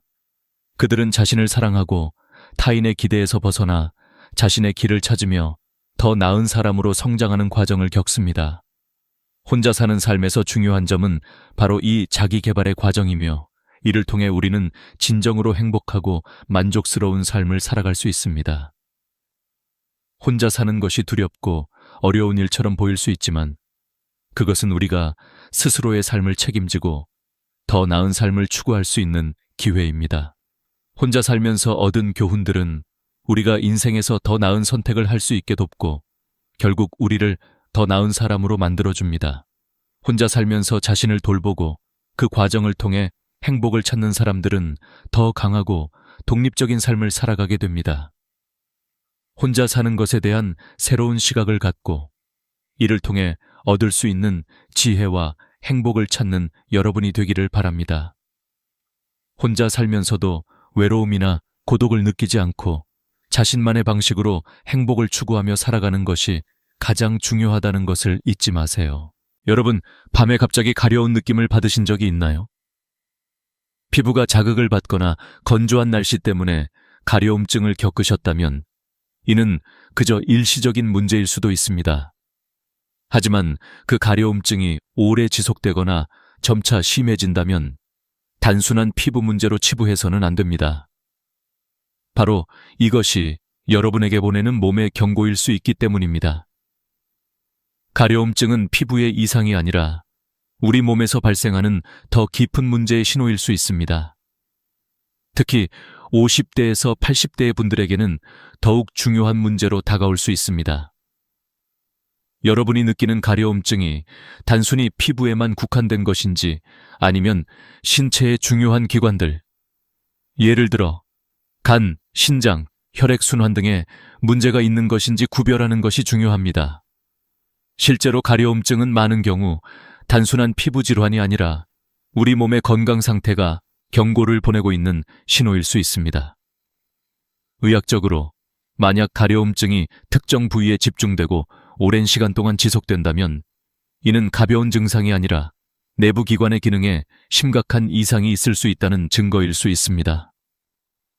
이 비디오에서는 가려움증이 신체 어디에서 발생하는지 그리고 그 가려움증이 어떤 심각한 건강 문제를 암시하는지를 명확히 알아보겠습니다. 가려움증이 발생하는 주요 부위 3곳을 집중적으로 다루고 각 부위가 건강에 어떤 영향을 미칠 수 있는지 설명할 것입니다. 이 세 곳은 우리가 가벼운 증상으로 간과하기 쉬운 부위들이지만 실제로 이들에서 발생하는 가려움증은 위험 신호일 수 있습니다. 가려움증과 내장기관의 관계 가려움증이 나타나는 이유는 다양합니다. 첫째, 간과 신장은 우리 몸에서 매우 중요한 역할을 합니다. 간은 혈액을 정화하고 독소를 제거하는 기능을 담당하며 신장은 혈액 속에 불필요한 물질을 걸러내는 역할을 합니다. 이 두 기관이 제대로 기능하지 않으면 체내 독소가 쌓여 피부에 가려움증을 일으킬 수 있습니다. 예를 들어 간 기능이 약해지거나 신장 기능이 저하되면 혈액 속 독소가 제대로 걸러지지 않고 피부를 자극하는 물질들이 체내에 쌓이게 됩니다. 이런 물질들이 피부 밑의 신경을 자극해 가려움을 유발하는 것입니다. 또한 가려움증이 밤에 더욱 심해지는 이유는 밤에 간과 신장이 가장 활발히 활동하기 때문입니다. 이 시간 동안 간과 신장은 혈액을 걸러내고 독소를 제거하는 데 집중합니다. 하지만 이들이 과부하 상태에 있으면 독소가 제대로 제거되지 않고 피부 아래로 흘러들어가 가려움증을 유발하게 되는 것입니다. 따라서 밤에 가려움증이 심해지면 이는 몸에서 보내는 경고일 수 있다는 점을 명심해야 합니다. 가려움증을 가볍게 넘기지 말아야 하는 이유, 많은 분들이 가려움증을 가볍게 여기고 연고를 바르거나 일시적인 해결책을 찾으려고 합니다. 하지만 이런 임시 방편은 문제의 근본적인 원인을 해결하지 못합니다. 가려움증이 지속된다면 이는 우리 몸이 보내는 중요한 신호일 수 있습니다. 예를 들어 간이나 신장이 제 기능을 하지 못하거나 혈액 순환에 문제가 있을 수 있기 때문입니다. 이런 문제들은 시간이 지나면서 더 심각해지기 전에 조기 진단을 받고 치료를 시작하는 것이 중요합니다. 한국의 여러 연구에 따르면 만성 신부전증 환자의 약 60% 이상이 병이 발견되기 전에 지속적인 가려움증을 경험했다고 합니다. 하지만 이들은 가려움증이 단순한 피부 문제라고 생각하고 치료를 미루어 왔습니다. 결국 그들은 병원에 도달할 때는 이미 치료가 늦었거나 병이 심각해져서 회복하기 어려운 상태에 이르렀습니다. 이는 가려움증을 단순히 피부 문제로 치부한 결과입니다. 정확한 진단과 적절한 대처가 중요하다. 가려움증은 단순한 증상이 아닙니다. 이는 우리의 내장기관에 문제가 있을 수 있다는 경고일 수 있으며 이를 무시하면 더 큰 건강 문제로 이어질 수 있습니다. 따라서 가려움증이 지속된다면 반드시 병원에 방문하여 간과 신장 기능을 확인하는 검사를 받아야 합니다.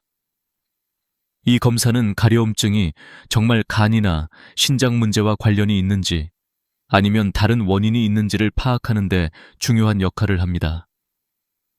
우리가 흔히 할 수 있는 실수 중 하나는 가려움증이 나타나면 단순히 연고나 알레르기 약을 사용하고 문제를 해결했다고 생각하는 것입니다. 그러나 이것은 단지 증상을 덮는 것에 불과하며 근본적인 원인은 해결되지 않습니다. 만약 가려움증이 계속된다면 그것은 몸이 보내는 경고일 수 있으며 이를 무시하는 것은 결국 더 큰 병을 초래할 수 있습니다. 가려움증이 발생하는 부위는 매우 다양합니다. 하지만 그 중에서도 특히 주의해야 할 세 가지 주요 부위가 있습니다. 첫째, 목덜미와 등, 둘째, 종아리와 발목, 셋째, 손바닥과 발바닥입니다. 이들 부위에서 가려움증이 발생한다면 단순한 피부 문제가 아니라 더 큰 건강 문제의 신호일 수 있습니다. 이번 부분에서는 이 세 가지 부위에 대해 자세히 알아보고 그 가려움증이 어떤 건강 문제와 관련이 있을 수 있는지 설명하겠습니다. 1. 목덜미와 등. 스트레스와 피부의 신호. 여러분은 혹시 스트레스를 받을 때 목덜미나 어깨뼈 주변이 가렵다고 느낀 적이 있나요?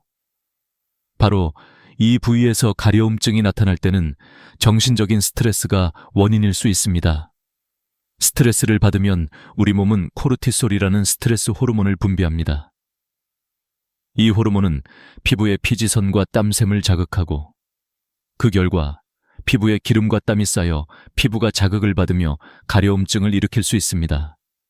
특히 사무직에 종사하는 사람들, 장시간 운전하는 직업을 가진 사람들, 정신적으로 많이 피로한 주부들에게서 이 부위의 가려움증이 자주 나타납니다. 한 연구에서는 이 부위에서 만성적인 가려움증을 겪고 있는 사람들이 높은 스트레스 지수를 보였다는 결과가 있습니다.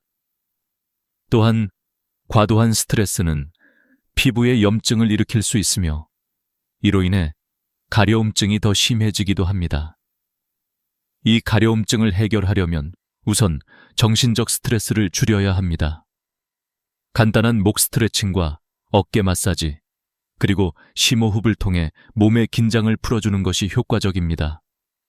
또 로즈마리 오일이나 생강 오일을 뒷목에 바르는 것도 신경을 진정시키는 데 도움이 될 수 있습니다.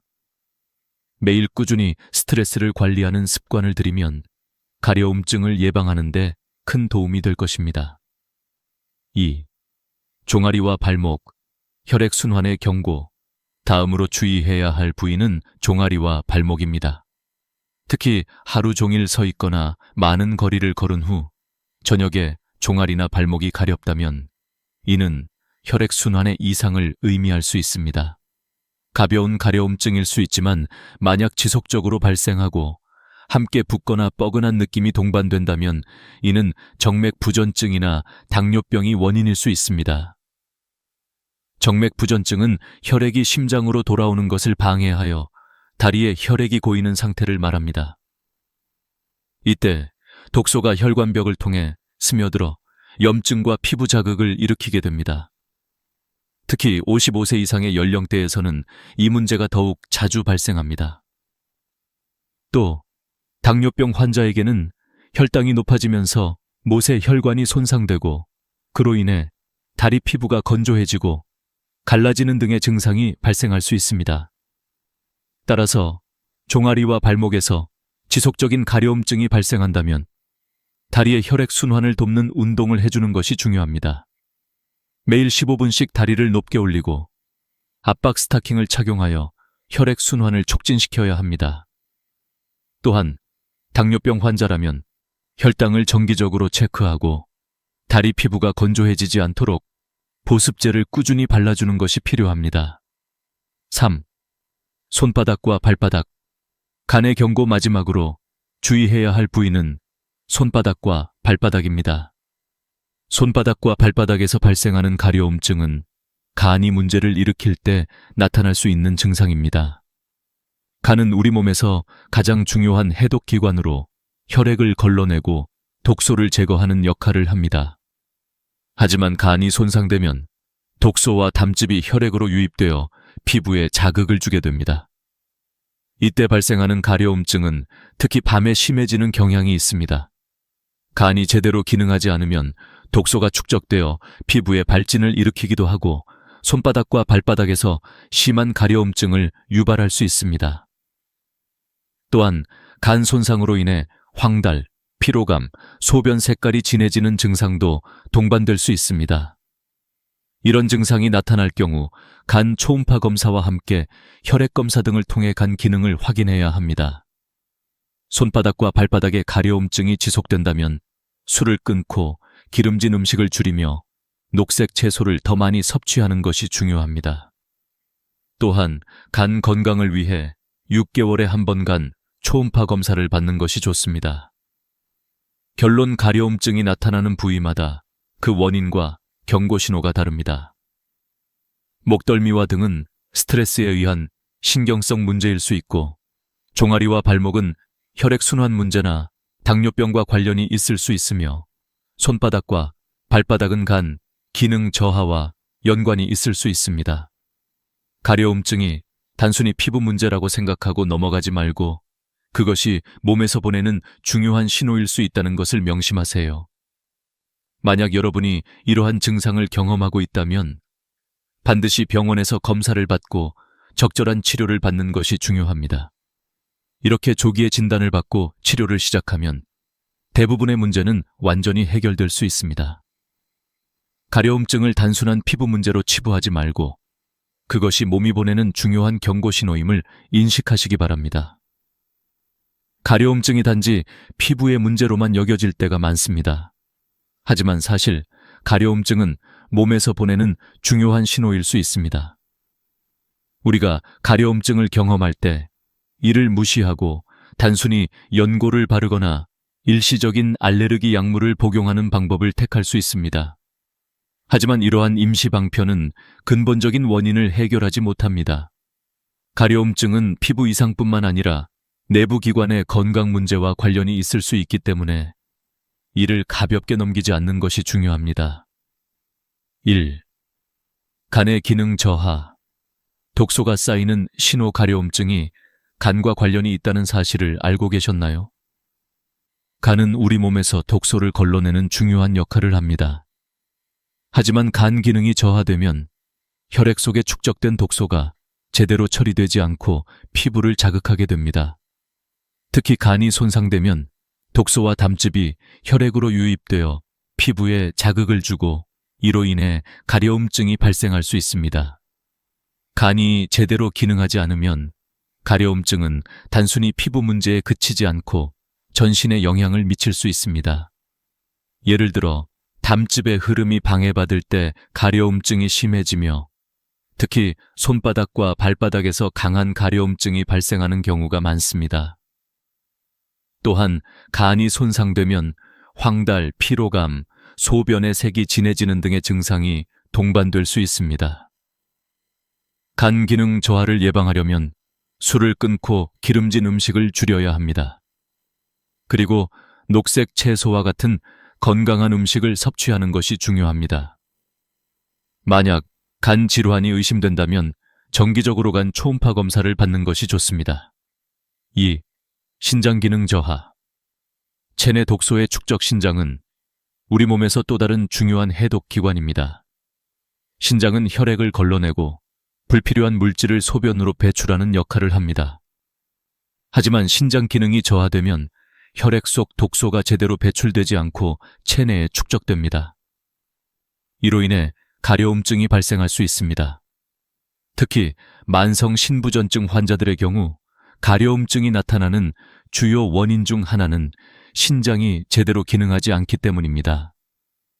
신장이 약해지면 체내에 쌓인 독소들이 피부를 자극하여 가려움증을 유발합니다. 가려움증은 피부에 자극을 주는 물질이 피부 아래 신경을 자극하는 결과로 발생하는데 특히 다리, 팔, 등과 같은 부위에서 흔히 나타납니다. 또한 만성 신부전증 환자들은 가려움증 외에도 소변량이 줄어들거나 다리가 부풀어 오르는 등의 증상을 경험할 수 있습니다. 만약 가려움증과 함께 이러한 증상들이 나타난다면 신장 기능 검사를 받아야 합니다. 혈액 검사나 소변 검사로 신장 기능을 평가하고 신장 질환을 조기에 발견하여 적절한 치료를 받을 수 있습니다. 3. 혈액순환 문제. 정체된 독소가 피부로 혈액순환의 문제는 가려움증의 또 다른 주요 원인입니다. 우리 몸의 혈액이 제대로 순환하지 않으면 혈액 속의 독소가 체내에 쌓이게 됩니다. 이는 가려움증을 유발하는 주요 원인 중 하나입니다. 혈액순환이 잘 되지 않으면 특히 다리나 팔, 목덜미 등에서 가려움증이 발생할 수 있습니다. 특히 55세 이상인 사람들에게서 혈액순환 문제는 흔히 발생합니다. 나이가 들면서 혈관이 약해지고 혈액이 심장으로 돌아가는데 어려움이 생깁니다. 이로 인해 다리에 혈액이 고이고 혈액 속의 독소가 피부를 자극하여 가려움증이 발생할 수 있습니다. 또한 당뇨병과 같은 질환이 있을 경우 혈당이 높아져 혈액순환에 문제가 생길 수 있습니다. 혈액순환을 개선하기 위해서는 규칙적인 운동이 중요합니다. 매일 15분씩 다리를 높게 올리고 혈액순환을 돕는 스트레칭을 하는 것이 효과적입니다. 또한 적절한 압박 스타킹을 착용하거나 다리 피부를 보습하여 혈액순환을 촉진시킬 수 있습니다. 4. 당뇨병과 가려움증. 피부가 건조해지는 이유. 당뇨병 환자들은 피부가 건조해지고 가려움증이 자주 발생합니다. 당뇨병은 혈당이 지속적으로 높아지면서 모세혈관에 손상을 입히고 이로 인해 피부가 건조하고 갈라지게 됩니다. 또한 당뇨병이 심해지면 신경 손상이 일어나고 피부 감각에 문제가 생길 수 있습니다. 이로 인해 가려움증이 발생하고 그로 인해 피부가 더 건조해지기도 합니다. 당뇨병이 있을 경우 혈당을 철저히 관리하는 것이 중요합니다.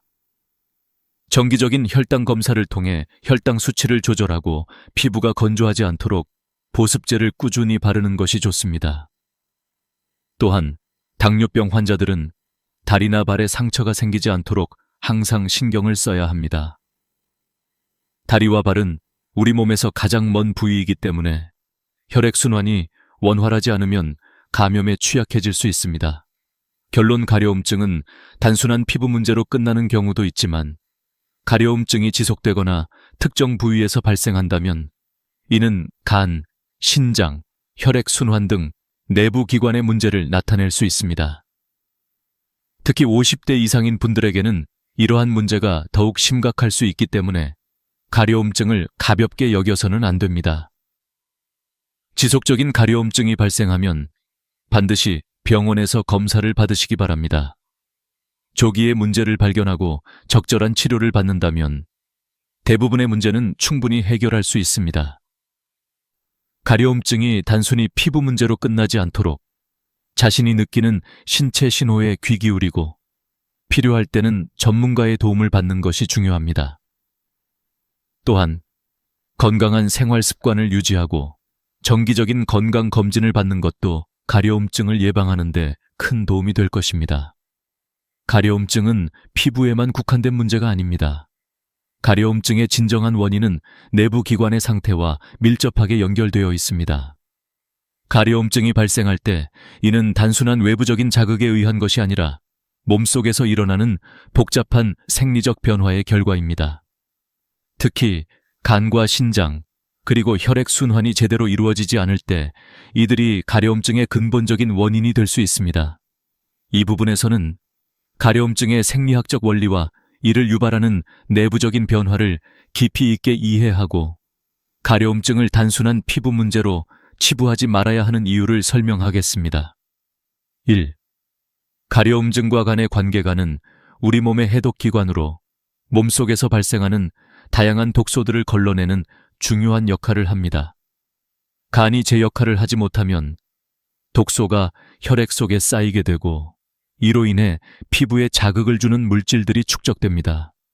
그 결과 간 기능이 저하되면서 가려움증이 발생할 수 있습니다. 특히 간 기능이 약해지면 피부의 신경을 자극하는 물질들이 피부 아래로 흘러들어가 가려움증을 유발합니다. 간이 제대로 기능하지 않으면 담즙과 같은 중요한 물질들이 혈액 속에 쌓여 피부에 자극을 줄 수 있습니다. 이러한 과정은 보통 밤에 더 심해지며 그때가 간이 가장 활발히 독소를 처리하는 시간대이기 때문입니다. 이때 가려움증은 단순한 피부의 자극이 아니라 간의 건강 상태가 몸에 전달하는 신호로 볼 수 있습니다. 2. 신장과 가려움증의 관계. 신장은 우리 몸에서 혈액을 걸러내는 중요한 역할을 하는 기관입니다. 신장이 제 역할을 하지 못하면 혈액 속에 독소가 제대로 걸러지지 않아서 피부에 가려움증이 발생할 수 있습니다. 만성 신부전증이나 신장 기능이 저하된 상태에서는 체내에 축적된 독소가 피부를 자극하고 가려움증을 유발하는 주요 원인 중 하나입니다. 신장 기능이 저하되면 피부 아래 신경들이 자극을 받아 지속적인 가려움증이 발생하게 됩니다. 또한 신장 질환으로 인한 부종이나 혈액 순환 문제도 가려움증을 악화시킬 수 있습니다. 특히 밤에 가려움증이 심해지는 이유는 신장이 혈액을 정화하고 독소를 배출하는 시간이기 때문에 이때 신장 기능이 제대로 이루어지지 않으면 피부 아래에서 발생하는 가려움증이 더욱 심해질 수 있습니다. 3. 혈액순환과 가려움증. 가려움증은 또한 혈액순환의 문제와도 연관이 깊습니다. 혈액순환이 원활하지 않으면 몸속의 독소가 제대로 배출되지 않고 이는 피부에 영향을 미쳐 가려움증을 유발합니다. 특히 다리와 같은 말단 부위에서 가려움증이 발생하는 경우 이는 혈액이 정상적으로 흐르지 않아서 생기는 현상일 수 있습니다. 이러한 현상은 나이가 들면서 더 빈번하게 발생할 수 있으며 당뇨병과 같은 만성질환이 있는 사람들에게 더욱 뚜렷하게 나타납니다. 정상적인 혈액순환은 피부와 조직에 산소와 영양분을 공급하며 노폐물을 배출하는 데 중요한 역할을 합니다. 하지만 혈액순환이 잘 되지 않으면 피부가 건조해지고 자극을 받아 가려움증이 발생할 수 있습니다. 또한 혈액순환 장애는 부종과 피부 자극을 유발할 수 있으며 이는 전신적으로 가려움증을 일으킬 수 있습니다. 4. 가려움증의 생리학적 기전 가려움증은 피부의 신경말단에서 발생하는 자극에 의해 유발됩니다. 피부에는 다양한 종류의 신경이 분포하고 있으며 이들은 외부 자극에 민감하게 반응합니다. 이러한 자극은 물리적인 자극일 수도 있고 화학적 자극일 수도 있습니다. 가려움증은 주로 피부 아래의 신경에 의해 전달되는 신호로 이는 뇌로 전달되어 가려움증으로 인식됩니다. 이 신호는 종종 특정한 물질들이 피부에 축적되었을 때 발생합니다. 간과 신장이 제대로 기능하지 못할 경우 이러한 물질들이 피부에 쌓여 가려움증을 유발합니다.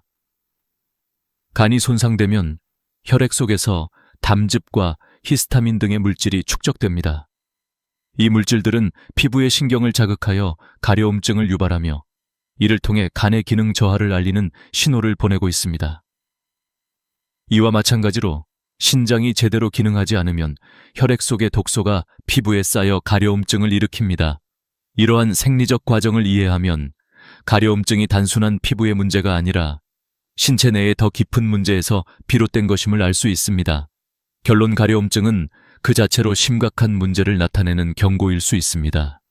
단순한 피부 문제가 아니라 간과 신장, 혈액순환 등 내부 기관의 기능 이상을 나타낼 수 있는 중요한 신호일 수 있습니다. 특히 50대 이상에서는 이러한 경고 신호를 무시하지 않고 조기에 검사와 치료를 받는 것이 중요합니다.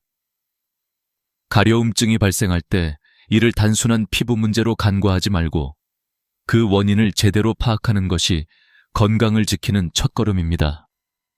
내부기관의 건강을 잘 관리하고 정기적인 검진을 통해 문제를 조기에 발견하면 가려움증을 예방하고 더 심각한 문제로 발전하는 것을 막을 수 있습니다. 가려움증이 발생하면 대부분의 사람들은 이를 단순히 피부 문제로 인식하고 임시방편적인 해결책을 찾으려 합니다. 예를 들어 연고를 바르거나 알레르기 약물을 복용하는 등의 방법이 그 예입니다. 하지만 이와 같은 방법은 증상을 일시적으로 완화시킬 뿐 근본적인 원인에 대한 해결책이 될 수 없습니다. 그래서 가려움증이 지속될 경우 그 원인을 파악하고 적절한 치료를 받는 것이 중요합니다. 이번 부분에서는 가려움증을 예방하고 이를 조기에 대처하는 방법에 대해 다루겠습니다. 또한 어떻게 우리가 가려움증을 단순한 피부 문제로 치부하지 않고 몸에서 보내는 중요한 신호로 받아들일 수 있는지에 대해서도 논의할 것입니다. 1.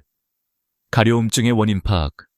가려움증이 나타날 때 가장 중요한 첫 번째 단계는 원인을 파악하는 것입니다. 가려움증이 단순히 피부의 건조함이나 알레르기 반응으로 인한 것일 수도 있지만 간, 신장, 혈액순환 등의 내부 문제에서 비롯된 것일 수도 있습니다.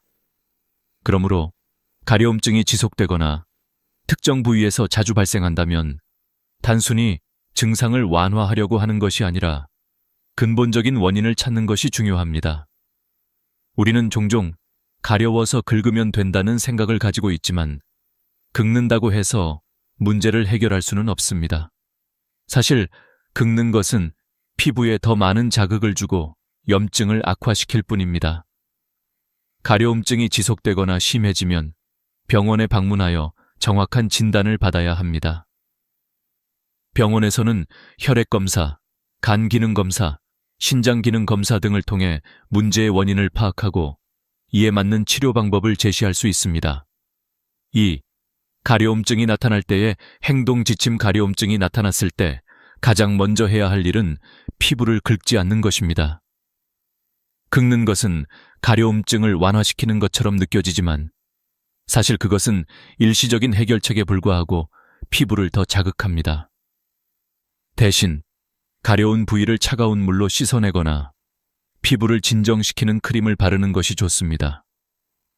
또한 피부가 건조해서 발생하는 경우가 많기 때문에 보습제를 꾸준히 사용하는 것도 중요한 방법입니다. 그렇지만 만약 가려움증이 몇 시간 또는 며칠이 지나도 나아지지 않거나 점점 심해진다면 이는 단순한 피부 문제가 아닐 가능성이 큽니다.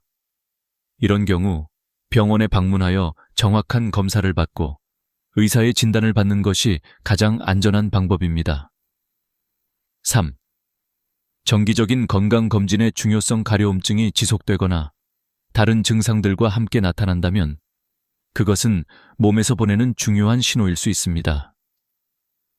특히 50대 이상의 연령대에서는 건강 상태를 정기적으로 점검하는 것이 중요합니다. 가려움증 외에도 피로감, 소변의 색 변화, 체중 감소 등 다른 신체 변화가 동반된다면 이는 간, 신장, 혈액순환에 문제가 있을 수 있음을 시사합니다. 따라서 50대 이상이라면 최소한 연 1회 이상 정기적인 건강검진을 받는 것이 중요합니다. 이 검진에서는 간과 신장의 기능을 점검하고 혈액순환 문제나 다른 질병의 징후를 조기에 발견할 수 있습니다.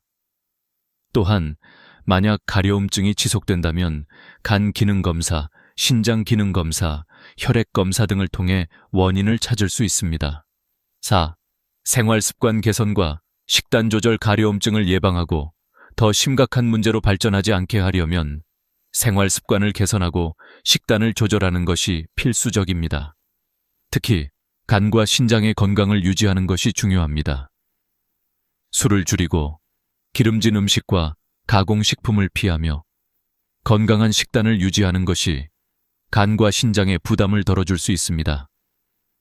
식단에 신경을 쓸 때 특히 중요한 것은 섬유질이 풍부한 음식을 섭취하는 것입니다. 섬유질은 체내 독소를 배출하는 데 중요한 역할을 하며 간과 신장이 효과적으로 독소를 처리할 수 있도록 도와줍니다. 또한 신선한 채소와 과일을 많이 섭취하는 것도 매우 중요합니다. 녹색 채소와 베리류는 항산화 물질이 풍부하여 간과 신장 기능을 지원합니다. 5. 스트레스 관리와 정신 건강. 가려움증은 정신적인 스트레스와도 밀접하게 관련이 있습니다. 스트레스를 받을 때 우리 몸은 코르티솔 호르몬을 분비하게 되며 이 호르몬은 피부에 자극을 주어 가려움증을 유발할 수 있습니다. 따라서 스트레스를 관리하는 것이 매우 중요합니다. 정기적인 운동, 심호흡, 명상, 그리고 취미 활동을 통해 스트레스를 해소하는 것이 가려움증 예방에 큰 도움이 됩니다. 또한 정신 건강을 유지하는 것도 중요합니다. 우울증이나 불안 증세가 가려움증을 유발할 수 있기 때문에 정신적으로 건강한 상태를 유지하려고 노력하는 것이 필요합니다. 정신적인 휴식과 신체적인 휴식이 동시에 이루어질 때 가려움증을 포함한 여러 신체적인 문제를 예방할 수 있습니다. 결론. 가려움증은 단순히 피부의 문제가 아닙니다.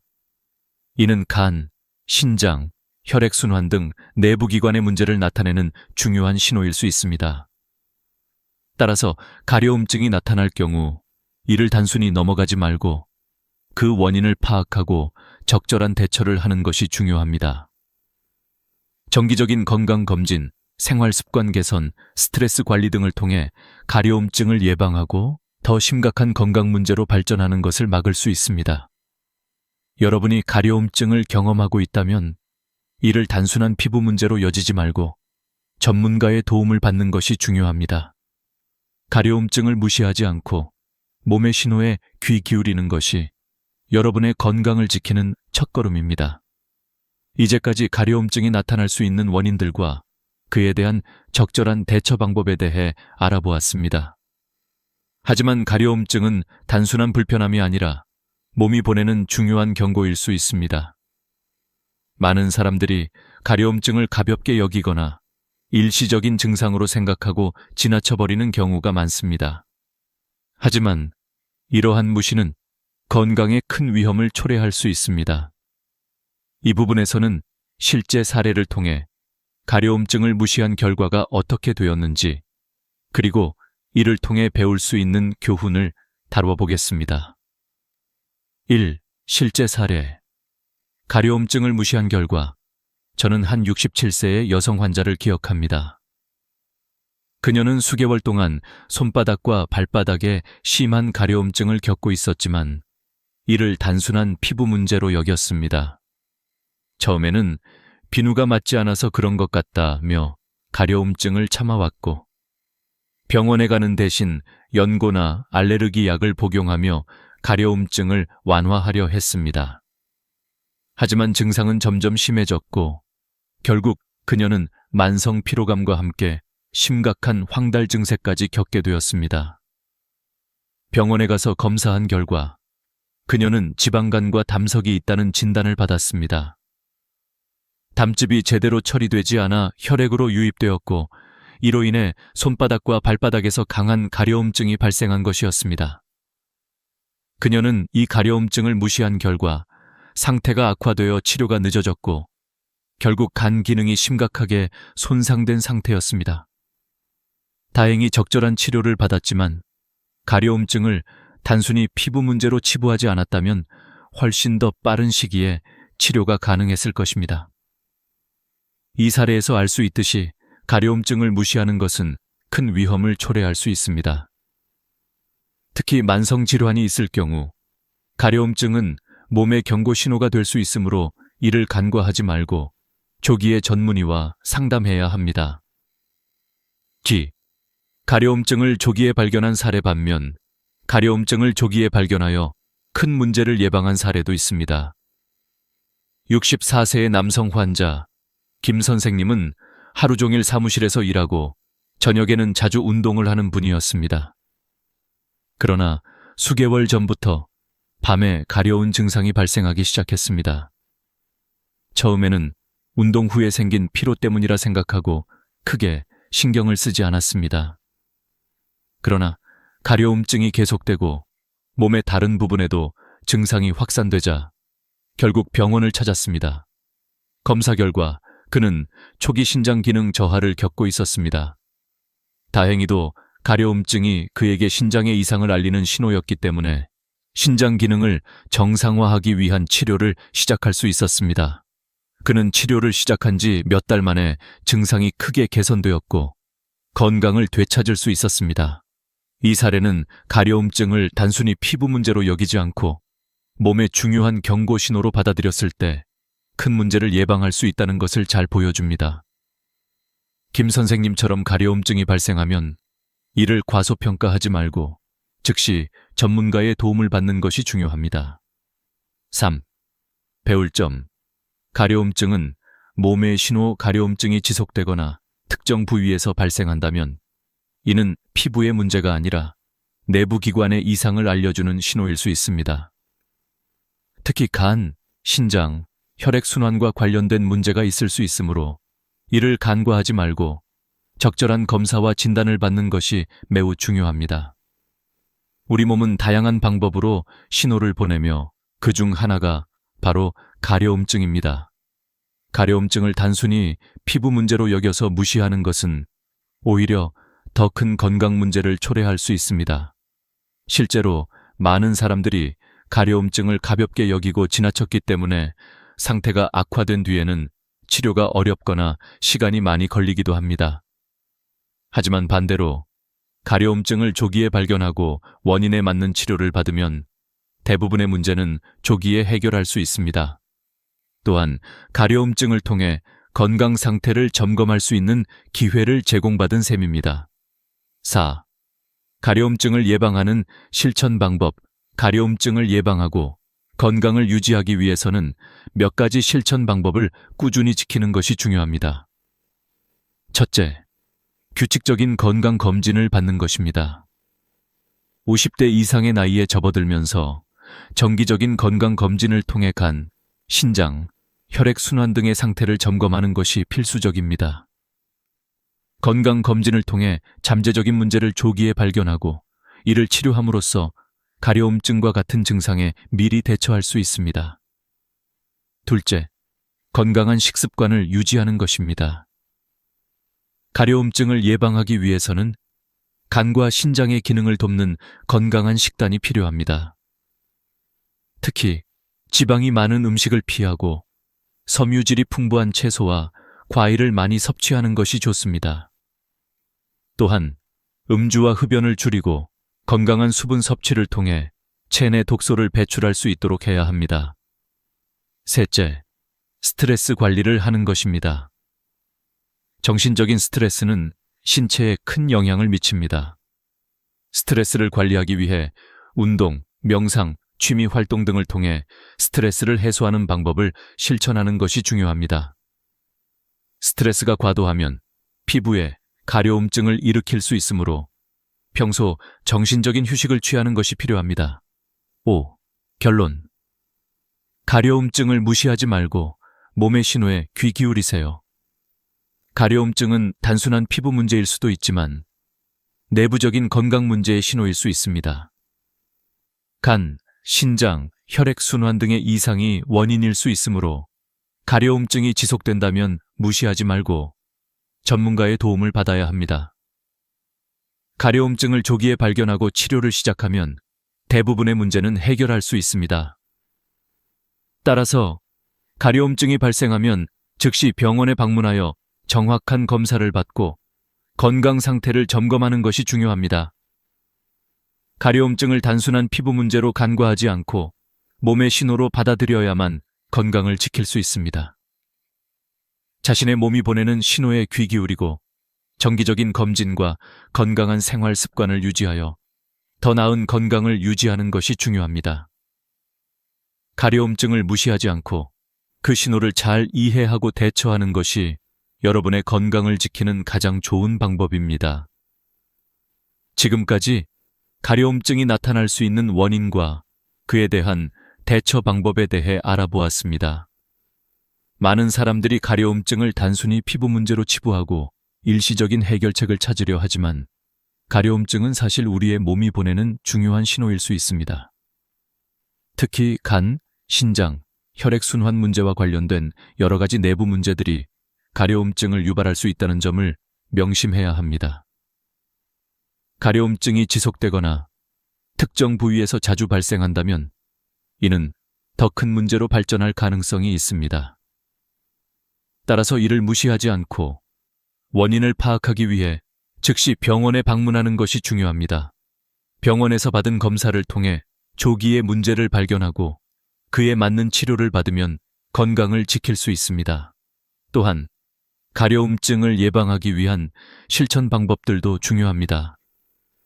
정기적인 건강검진을 통해 간과 신장, 혈액순환 상태를 점검하고 건강한 식습관과 생활 습관을 유지하는 것이 가려움증 예방에 큰 도움이 됩니다. 또한 스트레스를 관리하고 몸과 마음의 균형을 맞추는 것도 가려움증을 예방하는 중요한 요소입니다.